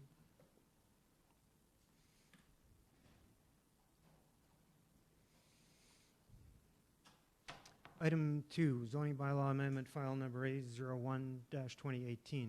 The council receives the planning consultant's report dated March 1st, 2018, respecting zoning bylaw amendment file number A01-2018, 26 Front Street, and further, the council authorizes the passing of bylaw number 11-18, being a bylaw to amend the municipality of Sulakaut comprehensive zoning bylaw number 2311 as amended. May I have a mover, please? Councillor Bath, seconded by Councillor Fenlon. Discussion. This was actually, are we required to lift this one? Through you, Mayor Lawrence, yes, we're required because Councillor Southall had declared interest. Thank you. So, is there any discussion? I'm still fully in favor, as I was last time. I'm glad it went so quickly. Further discussion? Then I will call the vote. We had a mover and a seconder, right? I'm sorry. Back there. Through you, Mayor Lawrence, yes, Councillor Bath and Councillor Fenlon. Thank you. All in favor? Carried. We need to notify Councillor Southall. Thank you.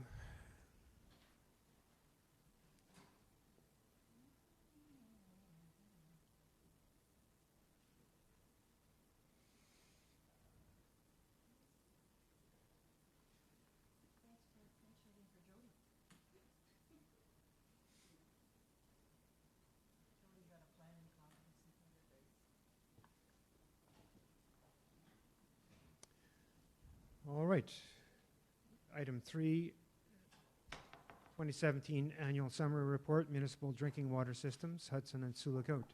The council receives the 2017 annual report as per Schedule 22 of the Safe Drinking Water Act 2002 under Ontario Regulation 170/03 for the Hudson and Sioux Lookout Urban Municipal Drinking Water Systems on March 21st, 2018. The report prepared by Northern Waterworks Incorporated are presented to Mayor Doug Lawrence, council members, and CAO Ann Mitchell. May I have a mover, please? Councillor Curlew, seconded by Councillor Bath. And Just for clarification, Andrew Jewell is away this week on vacation, so Dan Perron has been nice enough to come for questions. questions? Yes, so why don't you step up a bit, because there are some. Councillor Bath first, then Councillor Curlew. I have a couple of questions. Do you want me to do them one at a time? I only have one. Okay, I'm going to start with the first one. Dan, in the both reports, we talk about replacing the VR drives, the VF drives, sorry. And I think we talked about that in our budget process a year ago. And I'm just curious if you have any indication of the efficiency of doing that? Which treatment plant are you talking about, the Sioux Lookout or the Hudson? Well, I think we did it in both. Okay, well, you'll notice in there was an emergency replacement of a VFD in the Hudson water treatment plant, and that's what caused the boil water advisory in Hudson. So that one had to be replaced because there's only 2 pumps there, and so it was kind of a stressful thing where we had to get one in.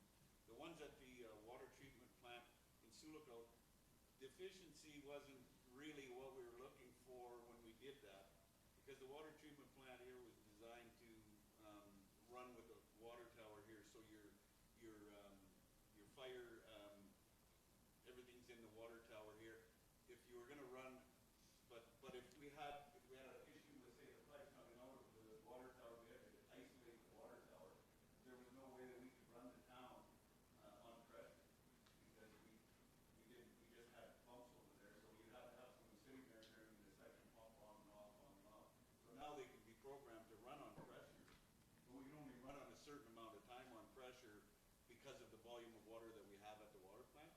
So in other words, if we're taking too much water out of the water plant, we're going to eventually drain the water plant out. So to run on pressure for the whole town, which is what we do in Hudson and what a lot of municipalities do, you'd have to have a bigger reservoir right at the, maybe adjacent to the water treatment plant, where you could put 3 big pumps in there, and then it would eliminate a lot of different problems. So the efficiency wasn't really what we were looking for with the VFDs. It was more in case of we had to run that way. Water main breaks also. What'll happen is the pumps will just ramp up now. So if we got a water main break we're losing, let's say, 20 liters a second, the pumps will ramp right up to 60 liters a second to keep up with that, as long as the water plant can do it. Yeah. Well, Councillor Curlew. Thank you, and through you, Mayor Lawrence. And Councillor Bath stole my question. Anyway, so my pumps are a lot smaller than the pumps in this instance, but I know that they do go out, and they do go out strangest times. So I wondered, what was the reason for the change of this pump? If it was age or a particular incident, the main one that you changed. You change out 2 of them, but at the water treatment. You just explained what happened in Hudson, so at the water treatment. The water treatment plant in Sioux Lookout, last year we replaced all 3 pumps with variable frequency drive. And that was in order to be able to run on pressure, like I just explained there. Now, the efficiency was that's what everybody's looking for.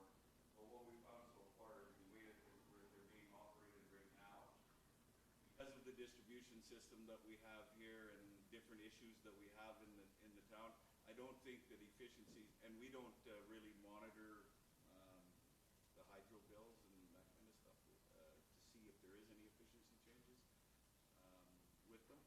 The booster pumping station, we installed 2 variable frequency drives as well, so that pressurizes all the way out to the airport, that whole northern section. replace those with 2 variable frequency drives. And what we do notice when we're up there operating was before, one pump would run at 100% all the time, and it would keep the pressure at 70 psi. Well, with the variable frequency drives on there now, it's watching the pressure, and it ramps up and down, so it actually does go down to 75%. But as far as any savings that the municipality has on it, that would have to come from the municipal office. That someone would have to monitor the bills, the kilowatt hours coming in. Councillor Fallon. One outage that you had for that pump there, you know, the boil water advisory we had? Yeah. There, it wasn't noticed by somebody. You guys got alarm systems on there. What happened with that particular one was it blew the whole drive right inside the panel. And when it did that, it blew the power out of the breaker down at the lake, which is where so the water comes from the pump, or the hydro comes from the pumping station over the tracks and up. So what it did was it blew the power out down below. So it didn't even know that we didn't have power. Nothing new, because all our alarms and everything are set up to say there's a power outage, because the first place to get the power outage is the Hudson pumping station. Well, it had power. So the PLC wasn't being told that there was a power outage, so it didn't really know, it didn't call out. So what I was just talking today to a programmer that's in town that's coming to meet with me tomorrow, was that we want to put the power outage up there so that if the high lift pumps actually ever fail, we would get or if there's no power, we'd get the alarm from up there. Why the high lift pump failures and all the other failures didn't call us out, because everything's backed up, it still isn't clear to us, but that's what it A low pressure alarm at some point. Yeah, well, but none of the alarms went out at all, so that is an issue that we're looking into, and so we're putting a brand new SCADA system into the licensed, probably saw it in this year's capital, so it's a licensing issue. We found that Hudson has a system that was a bootleg system from the contractor we got, I guess, so we had to get something new. But when we're doing that, we're going to be revamping a lot of the stuff in Hudson there to make sure that everything's going to be, and the generator too as well has been being changed out right now. The water consumption, is that a little bit high, too high? Higher, yeah. Yeah, so what happened there was you can see probably from April on how it started going up. We couldn't find any leaks anywhere. In Hudson, generally speaking, they don't come up out of the ground. I don't know if it's all sandier ground or whatever, but everything goes into the ground. So I think it was in late December when we started going there, and we started turning valves. Well, then we started finding that some of the valves were frozen, some of the valves wouldn't close. So we isolated the west side of town, and then we could listen to the valves to hear the water going through them. And we found that it was on that side, and then it was next to the store where the old Wilson house used to be there. It was an abandoned service, and it was broke on there, and it was leaking the water out there. So we found it and fixed it, and now it's dropped right down. There was a lot of other things that were happening because the plant was producing so much water that we were trying to keep up with the water, which it keeps up with no problem, but the amount of backwashes we were doing and stuff was affecting the distribution field or disbursement field over there and stuff. Oh yeah, and we knew it was happening, so Andrew and I actually started looking at it in the spring when it was happening, and we thought, well, maybe there's an abandoned house that's leaking, or maybe, but half of the stuff over there you can't get into. Nobody's around, or people that own it or aren't in town. So we started looking for it back then, and then we thought that maybe it was something to do with tourism, the houseboats, something being used more than normal because it happened right around when fishing season opened. And then it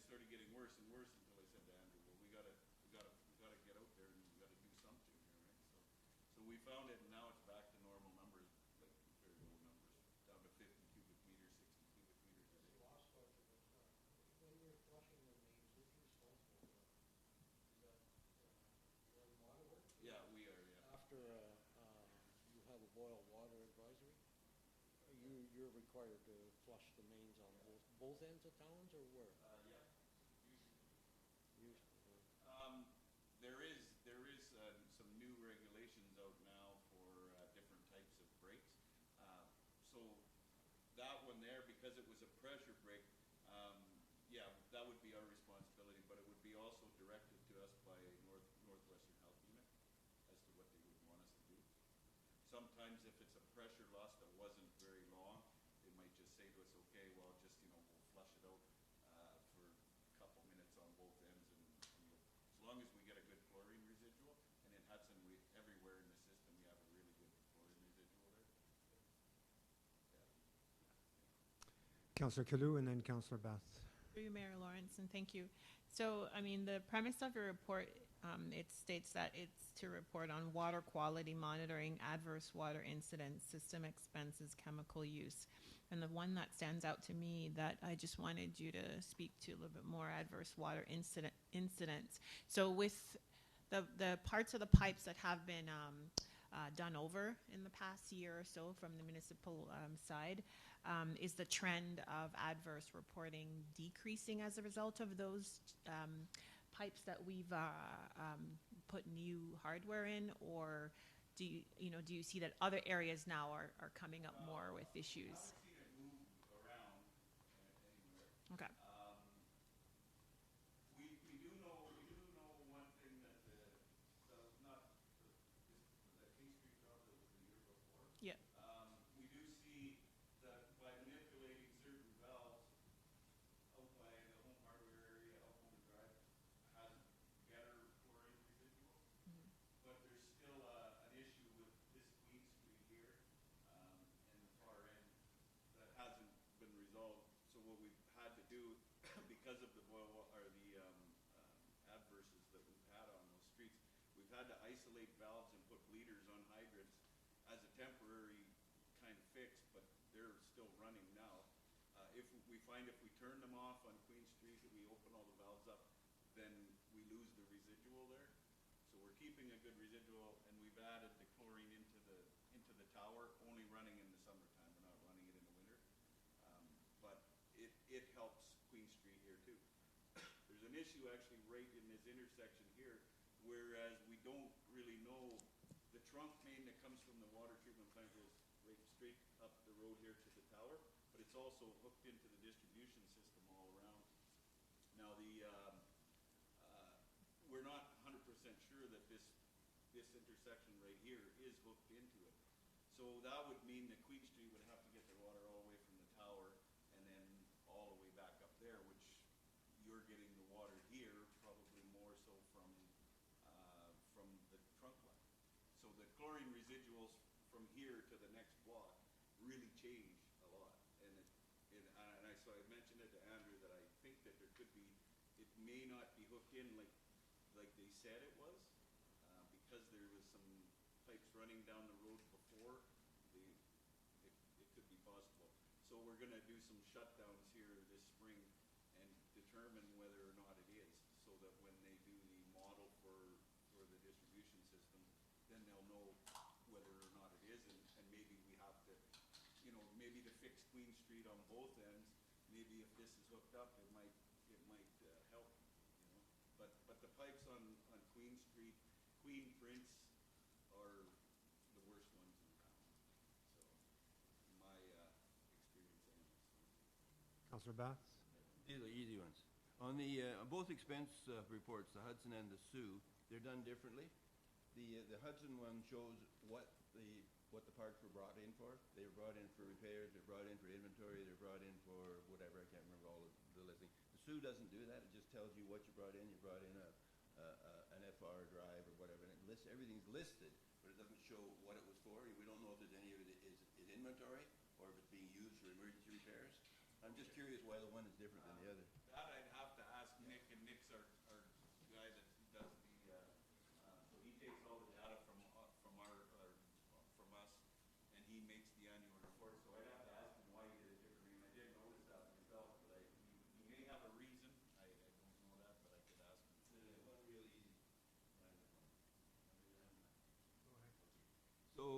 in 2020, the Ontario Drinking Water Quality is dropping the amount of halocytic acid we can have in the water down to from 8 to 10, no, from 10 to 8, right? To 8, no, from 80 to 60. It's at 80 right now, yeah. And that's brand new. We've only been sampling that since mid last year.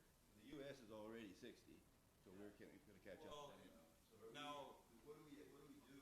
The question was what are we doing to be prepared for when it drops down?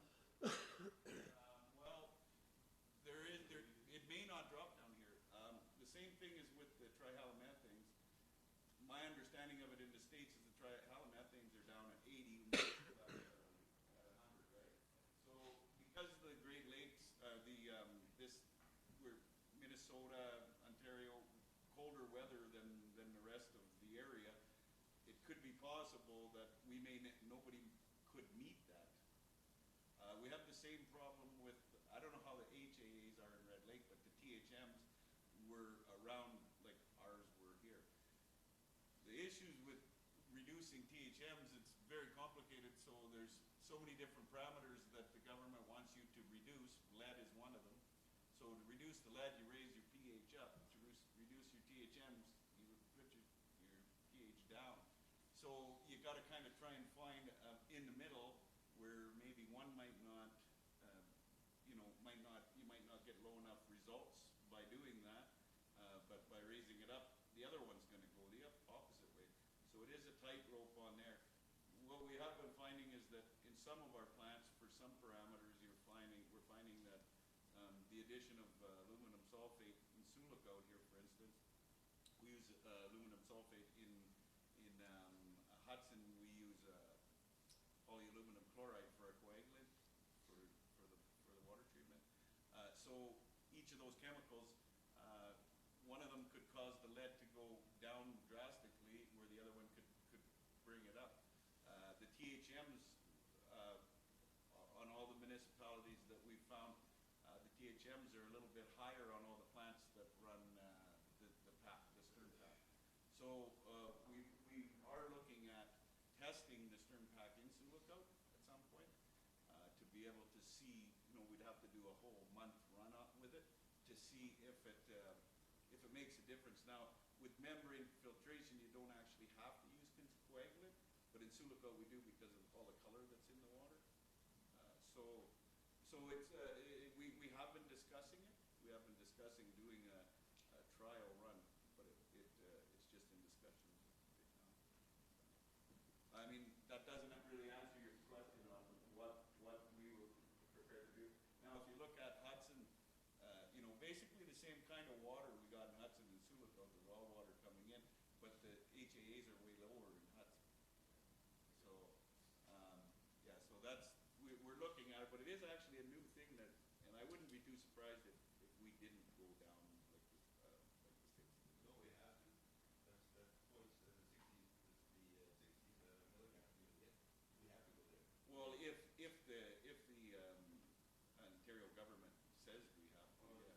Well, they'd already set the date of 2020. I know they had said it about the THMs before, but it's probably, they're going to look at everybody's results on there. The whole province. So if the whole province can't get their HAA down far enough, then they may have it. And the number that they're giving you there is probably a pretty low amount in the water. The HAA. You know what I mean? Like it could be that it's a number that they're not really too concerned about at this time. I don't think they know enough about it. So when we had the THM problem in Sulacout, we did a study with the MOE for about 2 years where we sampled all over the place. We found out where our highest THMs were, and they were at the airport. I thought they would have been out at the M&R because of the bigger line and the longer holding time on the water, but that wasn't the case. It was at the airport. So we've been testing there and trying different things to bring the numbers down. So we're down below the 100, whereas before we were above the 100, mostly because of the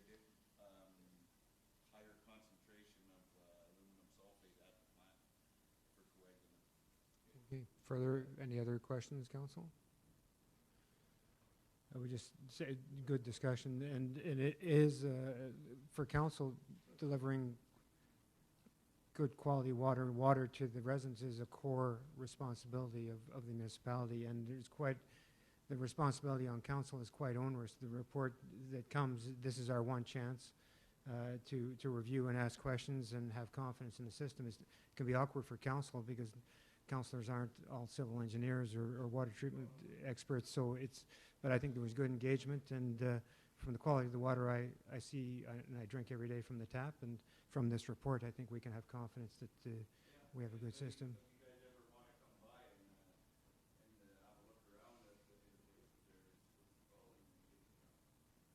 I was in Slate Falls for their water treatment plant opening about 2 weeks ago, and it is a membrane plant, but makes ours look ancient.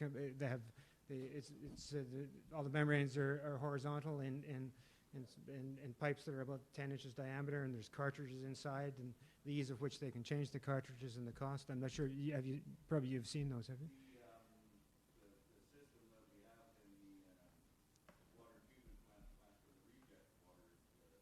Okay.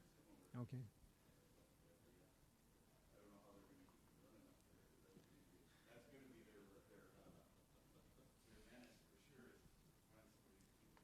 Anyways, thank you very much. Thank you very much. So, motion's on the floor. I'll call the vote on receiving the annual report. All in favor? Carried. Item 4, Town Beach Waterfront Development. The council accept this report as information, and further, the council directs staff to ensure that the contamination issue has been dealt with before construction on the waterfront project proceeds. May I have a mover, please? Councillor Bath, seconded by Councillor Fenelon. Discussion. Councillor Southall. Is this in any way going to jeopardize our funding? What we've done is we sent cursory feelers out to both funders, Fedor and HFC, and it looks positive that we can get extensions, so we're feeling confident at this point. Yes. Any rough time frame? Well, we spoke, Jody and I spoke with the group on Monday, and they are going to bring to the the April 5th meeting these possible solutions. So our hope is that it'll be completed with this solution in the next couple of months, so that we could move forward in the fall, putting out our RFP and tenders. And April 5th is the date of the public meeting? Yes. Yeah.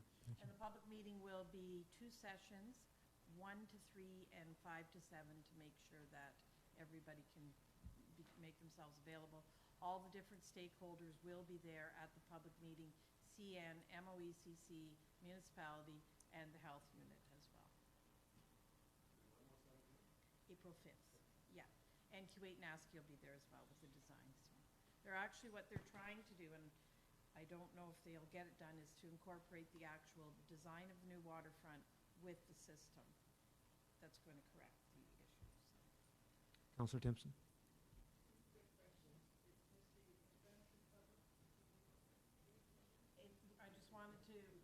I just wanted it to be passed by council tonight, but we've got everything organized. The communication department's ready to go.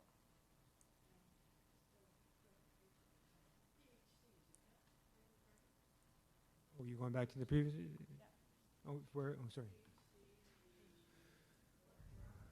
I think it's poly something hydrocarbons. I can't quite remember the. Yeah.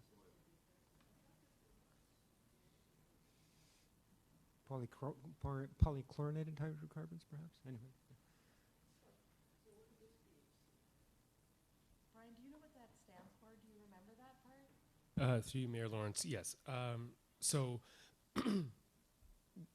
when they say there were no consistent detectable concentrations of PHCs, this is what we're talking about, this on the sheen, the visible sheen that was showed up on the shore.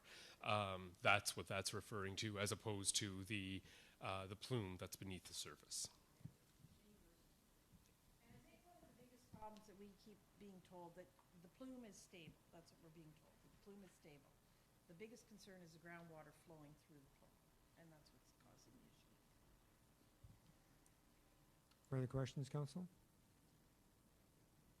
Joyce said she had two, and that was only one. No, I think that was two. Yeah, that was two. Yep. All right, I'll call the vote. All in favor? Carried. Item 5, appointment of deputy mayor. The council authorizes the passing of bylaw number 18-18, being a bylaw to amend bylaw number 94-14, being a bylaw to appoint a deputy mayor for the corporation of the municipality of Sioux Lookout. And further, the council approves Councillor John Bath to be appointed as deputy mayor April 1st, 2018 to November 30th, 2018, as recommended by Mayor Lawrence. And prior to asking for a mover, I'll say I lifted this because following issuing of the agenda, Deputy Mayor Councillor Curlew let me know that she was available to carry on. And I spoke to both Councillor Curlew and Councillor Bath, and I'm going to ask for an amendment once the motion is on the floor, that Deputy Mayor April 1st to 4 months. You figure it out, Mr. Clerk. The first 4 months be the Deputy Mayor Curlew's term as Deputy Mayor be extended for 4 months, and then Councillor Bath would do the final 4 months of the council term. So you can work backwards and amend those. Sorry, it would be May 1, June 1, July 1. Is that correct? Or maybe it goes to, and then August 1, Councillor Bath would start? August, September, October, November, yeah. So August 1, Councillor Bath would start.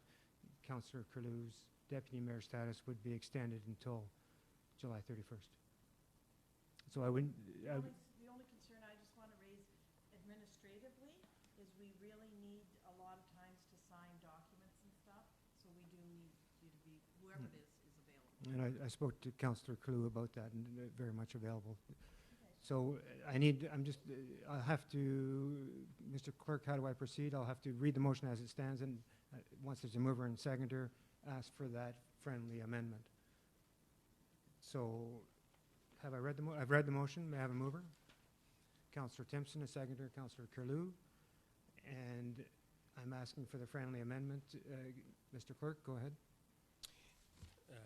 So the first part of the resolution remains unchanged. With respect to how the bylaw is written, we will administratively take care of that before we send it for signature based on the change that's approved in the resolution this evening. So that council authorizes the passing of bylaw number 18-18, being a bylaw to amend bylaw number 94-14, being a bylaw to appoint a deputy mayor for the corporation of the municipality of Sioux Lookout. And further, the council approves extending Councillor Curlew's appointment as deputy mayor through July 31st, 2018, and appoints Councillor Bath for a period August 1st through November 30th, 2018. May I have a mover, please? Councillor Fenelon, seconded by Councillor Curlew. Discussion? Councillor Timpson. Yeah, the role of deputy mayor is actually one of the more interesting and enjoyable things in council. I personally have really enjoyed going to events.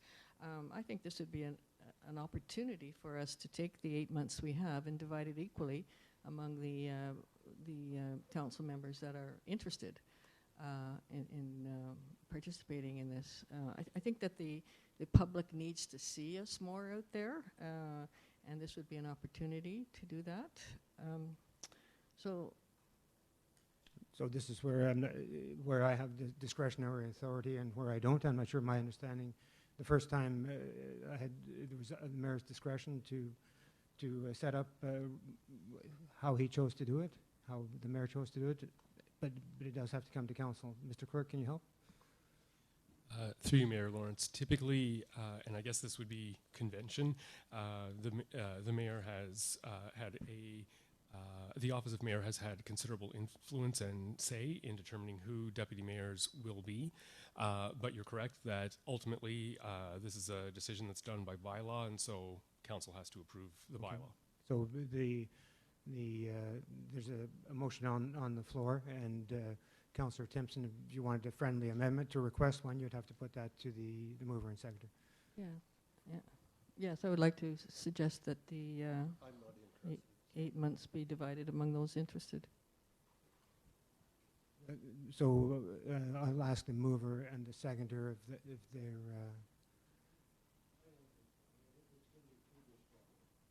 Okay. Okay. And Sorry, through you, Mayor Lawrence. The mover was Councillor Timpson. The seconder was Councillor Curlew. oh, okay, sorry. Oh, so Councillor Timpson is asking for a friendly amendment for herself. Okay, so Councillor Curlew. So the mover is in favor of the friendly amendment, obviously. Councillor Curlew, are you? Okay, so thank you, Mayor Lawrence. So what my reasoning as well for making sure that this is something that is considered is that as a municipality, we have been engaged in Diverse Voice for Change, which is all about increasing women's participation in local government.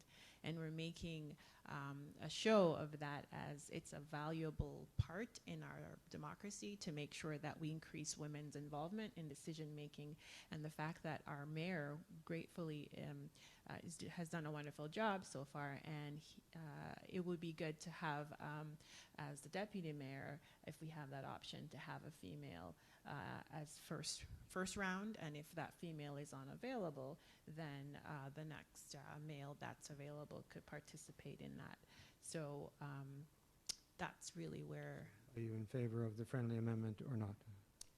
I am in favor of having a female. No, not what Councillor Timpson is saying. She wants the time divided amongst all who are interested. Yes, and that's fine by me. Okay. So we need, this is almost a brand new amendment, right? Where does the discretion of the mayor come into play here, Clerk? Through you, Mayor Lawrence, a friendly amendment has been entertained. It has the support of the mover and seconder. So one of two things can happen at this point. We can proceed to just vote on the resolution that was amended first, and technically that's what we should be doing. We shouldn't be amending a friendly amendment. We've already amended the motion once. We should vote on it. Wait, and which amendment? Sorry, the first amendment was to split the time between Councillor Curlew and Councillor Bath. That motion should probably be voted on first. And if it's defeated, then council can come back and consider a new motion. All right, thank you. I'll put that motion to a vote. Could you please read the motion just for clarity? Thank you. The council authorizes the passing of bylaw number 18-18, being a bylaw to amend bylaw number 9414, being a bylaw to appoint a deputy mayor for the corporation of the municipality of Sioux Lookout.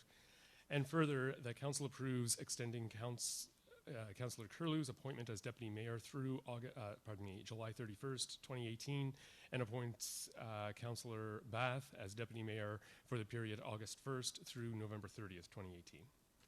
All in favor? Carried.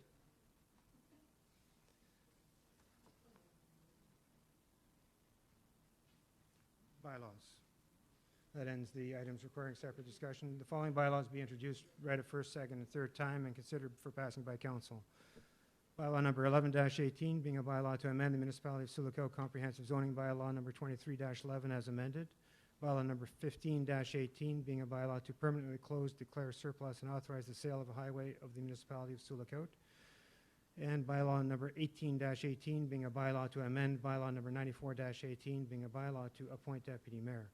That bylaws numbers 11, 18, 15, 18, 18, 18 be read a first, second, and third time and passed. Mover? Councillor Fanlon, seconded by Councillor Southall. All in favor? Carried. Comments from, sorry? No, go ahead. Comments from members of council, mayor's report. Members of council and Mayor Lawrence to provide updates. Members of council, Councillor Southall. Very little to report. Just one comment. Council as a whole got a letter from regarding a chicken problem, and apparently there was no communication among council, at least 3, if not more, all attended the site, all talked to the people, and find out after that there's been conversations with everyone. And I think that if somebody was addressing the situation, we should inform all of council so that we're not all going after the same thing and all getting. And I apologize partly for the confusion because I was responding and it wasn't clear to me that all council was. There's a technical glitch on my part. I was at home using a device and I couldn't get the all council thing to come in, but I wasn't sure who was communicating or not. So I apologize. And you too, Cal, because I was off and it was dealt with when I was away. Councillor Bath. I can comment on that. I didn't get one. Yeah, no, and I apologize. I think Councillor Timpson seemed to be in the first, and I copied her because she seemed to be engaged. And it's all on me for not copying all of council. I apologize. And one thing that will happen at the April meeting of council, there is going to be a report coming forward. The acting CA will make sure that happens. It wasn't an intent to exclude. It was fumbling. I wasn't. I'm just saying that it was. If we were addressing it, it would have been nice, and then we wouldn't have 3 or 4 people all wasting their time. Not wasting their time, but all going out and attending. And I don't want to discuss the matter that you raised at this time, but I will say that I haven't had any response back from the initial. I'm more in process than the outcome. Good. Thanks. Councillor Timpson? Fairly busy month with council. Started off with the teleconference with the FCM International CSAL, and I probably will be going back to Colombia in August on a women's leadership initiative, and so that should be very interesting.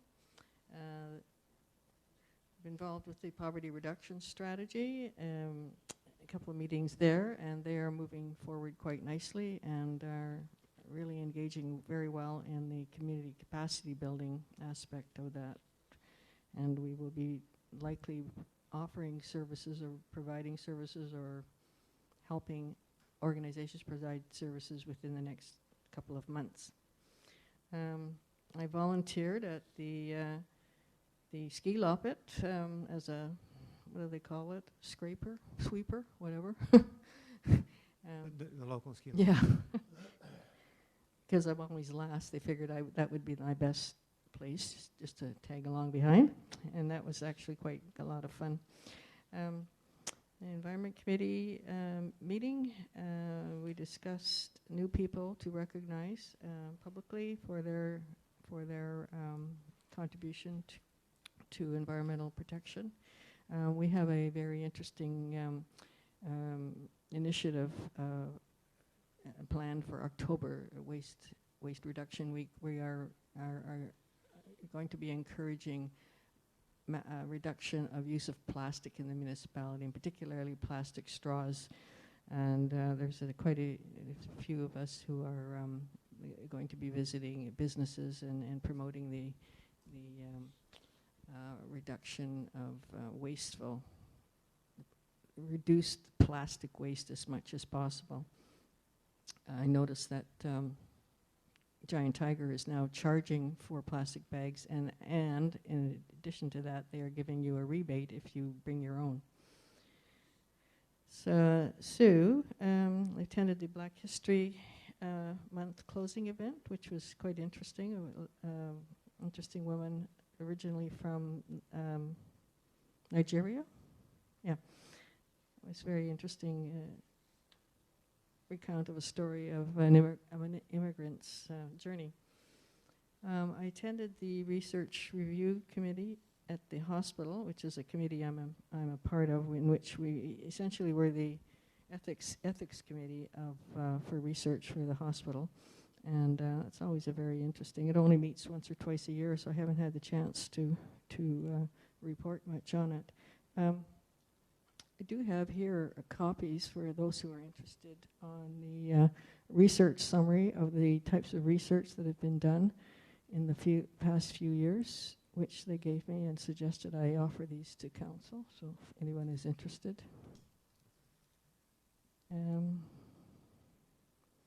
I was the MC at the International Women's Day, which which had about 30, 40 women to come, and it was to celebrate women's accomplishments in Sioux Lookout, and had some very interesting speakers. One TRC meeting, however, we unfortunately didn't have quorum, so we couldn't have a proper meeting. And I've been fairly involved in the Diverse Voices for Change planning for the Women's Symposium, which is to be on Monday at March 26th. And I think everybody should know this is just not for women to attend. It's about women, but men would be more than welcome to come. And there will be a number of speakers, women from the community on various issues, accomplished women. So please consider coming on Monday. And that's pretty well it for me this week. Thank you. Thank you. Councillor Bass. Yeah, two things. Beginning of February, middle of February, I guess I attended a senior strategy meeting. That's probably going to be one of the last ones until they do the final report. And it was mostly just brushing up where they are to date. It's gone now back to the consultants and going to a chiefs meeting, I think in May. It was originally earlier, I think it's been delayed to May now. Just put some comments from the chiefs into it.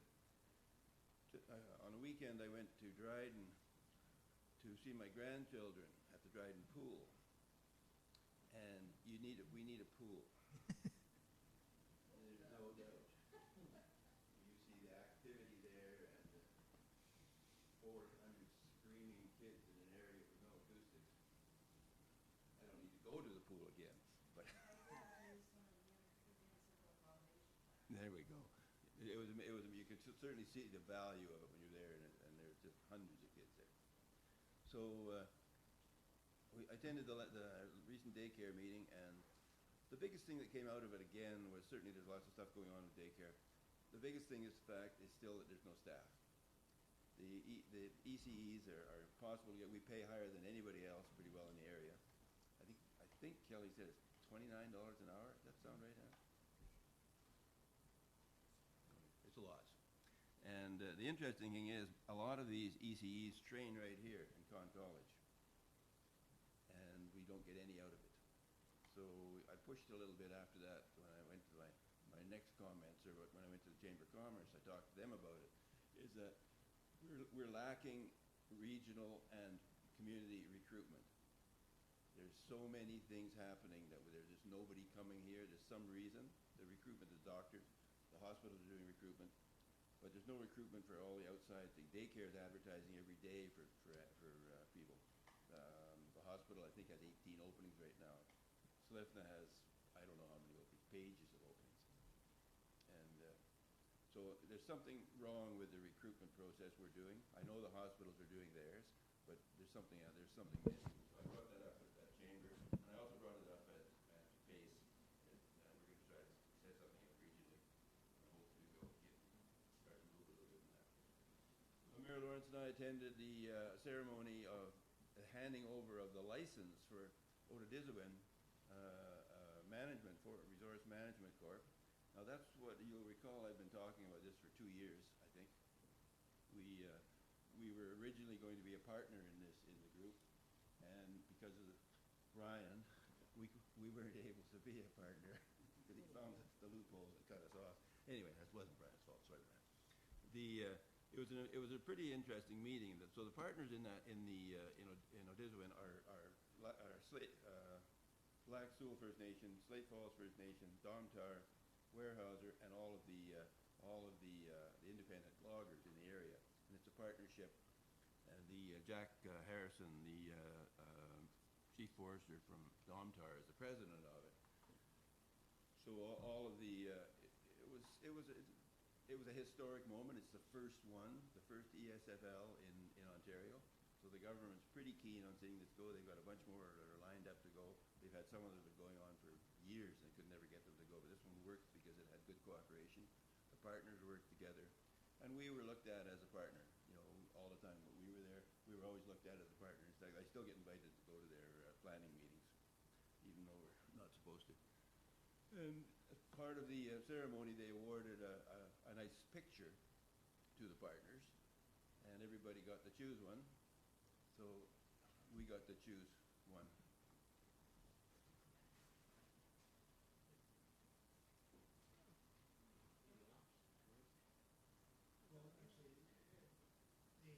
There were six, and the Laxal Commission, Don Ning wants to do six different paintings for this ceremony on was just on this Monday, right? Yeah.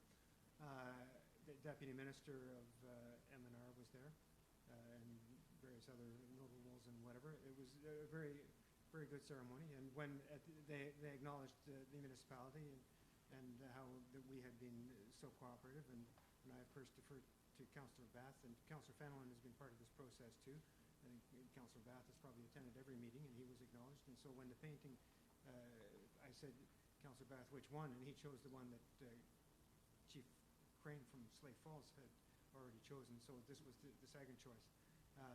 And I'll leave it with the Councillor Bath to maybe work with administration on where it can be displayed or what would happen to it. The acting mayor, you get the picture. I think both Councillors Fenelon and Bath did a great job of representing us on that whole, and this ESF, this Enhanced Sustainable Forest License, I finally got it right. I kept on saying enhanced. It is the first in Ontario, and it speaks to the kind of partnerships that are happening in this neck of the woods. So, what makes it enhanced is the fact that it's bringing in the municipalities and everybody around. The old ones, it used to be a company that worked the forest. When Buchanan worked the forest or Don Tyre works the forest, that was an SFL. And then once it became an enhanced SFL, then they brought in more people and anybody who's a stakeholder really. And that's what this is. Like I say, this is the very first one in Ontario. I think the value that they noted, like the economic activity locally, John, was $4 to $6 million. Yeah, I would say $6 to $8 million. Okay, yeah. It's a 20-year, so it's a 20-year license.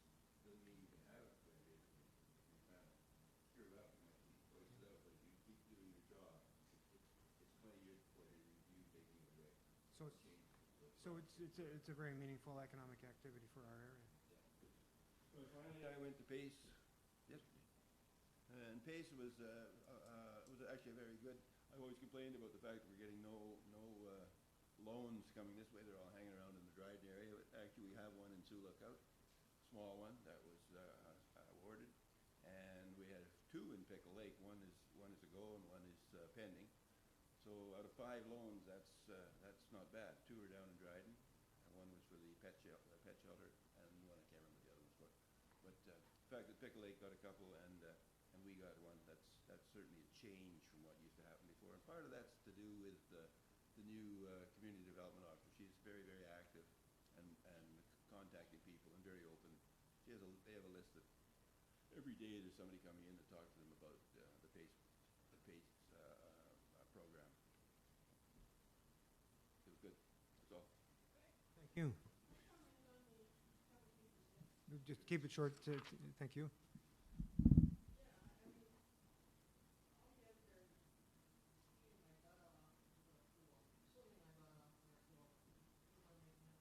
I tell you, I go down to Dryden every Saturday to swim because it's a 25-yard pool. I never ever fail.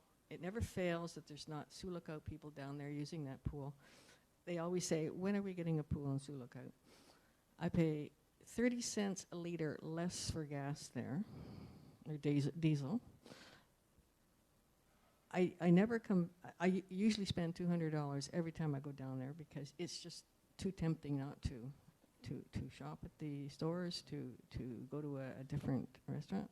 I mean, I totally agree. If we want, and we talk in relation to getting staff and keeping staff, a pool will attract the people we want to attract here.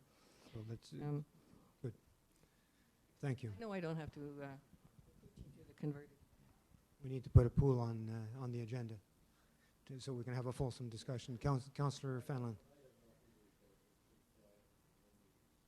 Thank you. Councillor Curlew.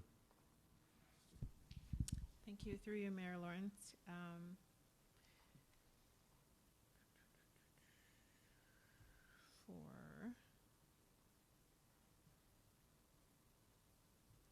I've sent it to you as well, so you'll have a record of it. Okay.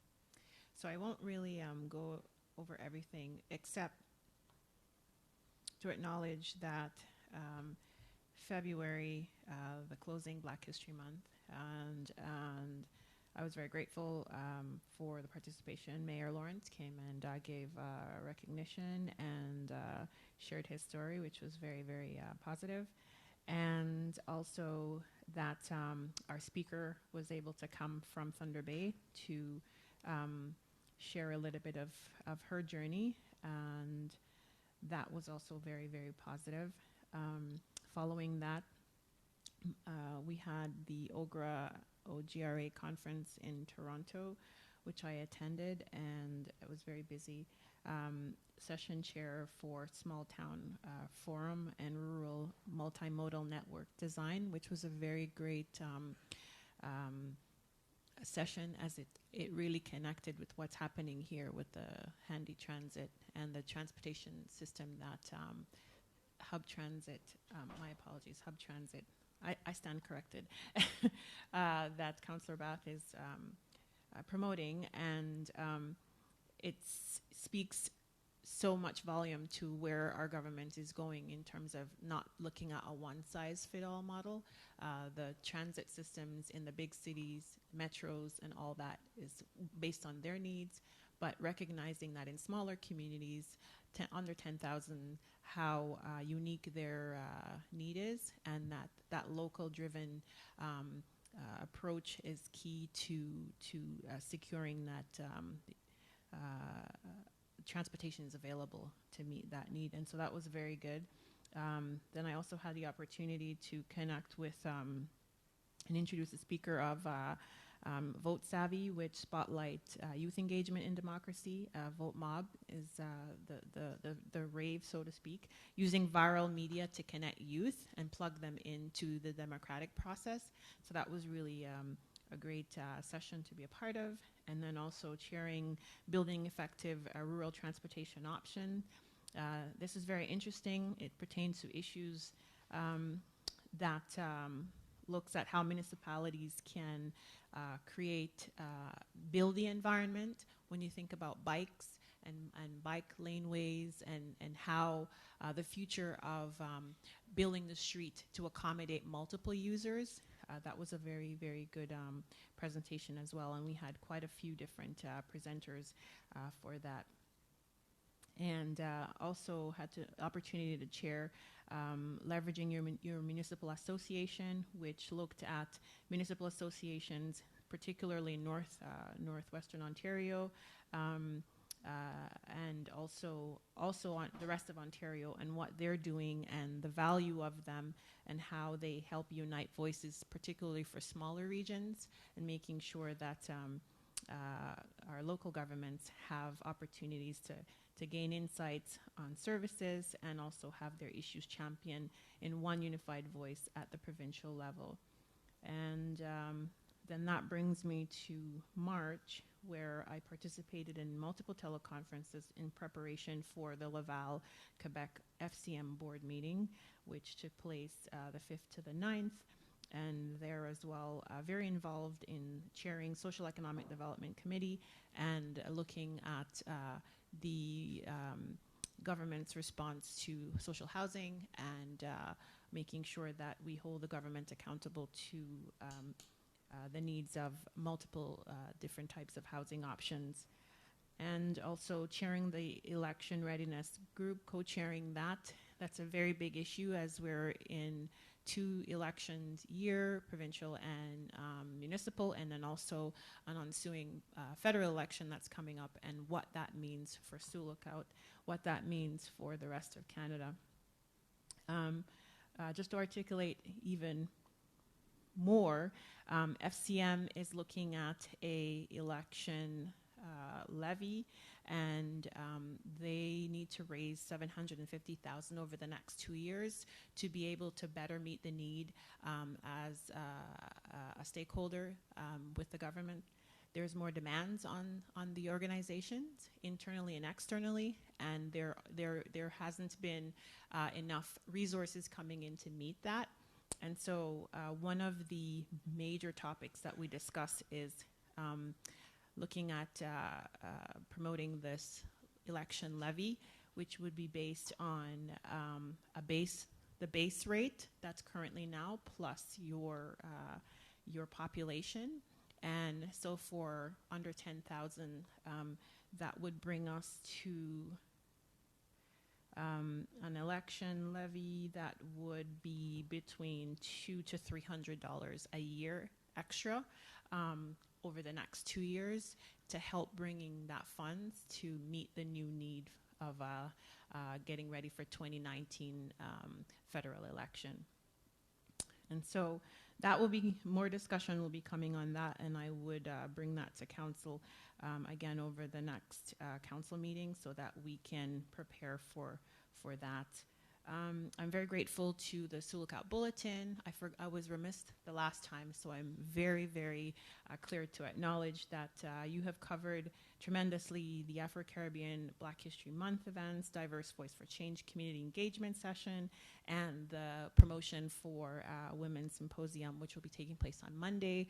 So I'm greatly appreciative of the work that we're doing and how you have acknowledged that and made sure it's out there in the public for people to see what's going on. So thank you very much.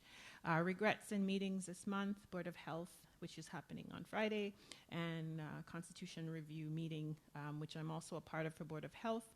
I have not been able to be there, but I've been able to be on the phone to contribute. Poverty Reduction Strategy meeting happened while I was away for FCM. And this March, Arts, Culture, and Heritage meeting happened while I was flying back from FCM, so I was not able to attend that. So that being said, the only other issue is coming up in June, ending of May to the beginning of June will be FCM's annual conference in Halifax, and it's really a great opportunity for the Atlantic region to have the rest of Canada come and as delegates and see the scenery, but also do the business of electing a new board, officers and directors for the following year. And I just wanted to express my interest to run again for the next year. However, I'm interested in running as there's a new seat will be available for Ontario, which is once every 6 years. That year is coming up this year for third vice president, and within a 4-year time period, that third vice president will then become the president of FCM in 4 years. So I'm just putting it out there to council to let you know that I'm interested in looking at that. And that being said, there is a time frame for submission of consent form and your position by May 17th. So I just wanted to give you a heads up that I'm interested in that, and by the next council meeting I can speak to you a little bit more. It doesn't change my existing involvement in terms of our financial commitment as a council. It just changes my workload in terms of when I'm there, attending more meetings and preparing for them in advance. The difference would be in the 4th year when you're the president, that you're moving probably about 160 days. You're away all across Canada doing the municipal, federal business. And so that is where I have been for the past little while. Thank you very much. Thank you, Councillor Curlew. I've attended the usual meetings, some of which were acknowledged tonight, the usual KDSB and KDMA meetings. The Slate Falls Water Treatment Plant attended on behalf of the municipality to support their grand opening up there. They were very pleased. Minister Philpott was there and a few other dignitaries, but it was a good event. And then the ESFL announcement for the Lac Seul group on Monday this week. And tomorrow I'm going to go to Thunder Bay and attend what I think is a very significant announcement for the Watay Power Group in Thunder Bay, which has very positive implications for Sioux Lookout. And with that, we do have to move into closed session, don't we? to discuss matters of a general nature as noted below. Subject matter relating to personal matters about identifiable individuals, including municipal or local board employees per municipal act.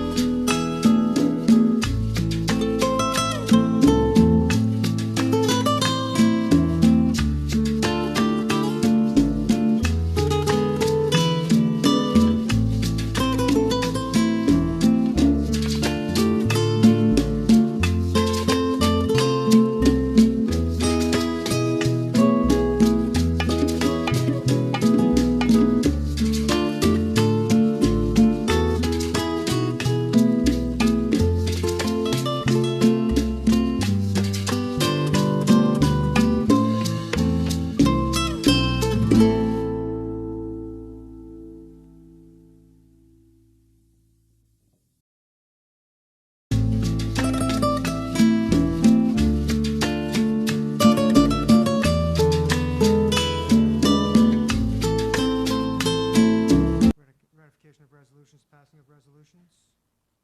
So I go back to the closed session one. The council approves amending Schedule A to bylaw number 11-15 by being a bylaw to make appointments to various boards, commissions, and committees by adding Alexander Short to the Arts, Culture, and Heritage Committee. Mover, Councillor Southall, seconded by Councillor Fenelon. All in favor? Carried. Bylaw number 1618, being a bylaw to confirm the proceedings of the Council of Sioux-Lacoutte, March 21st regular council meeting. We read a first, second, third time and passed. Mover, Councillor Bath, seconded by Councillor Southall. All in favor? Carried. May I have a motion to adjourn? Councillor Forbes? No? Not here. Councillor Lew, seconded by Councillor Fenelon. All in favor? Carried. Thank you.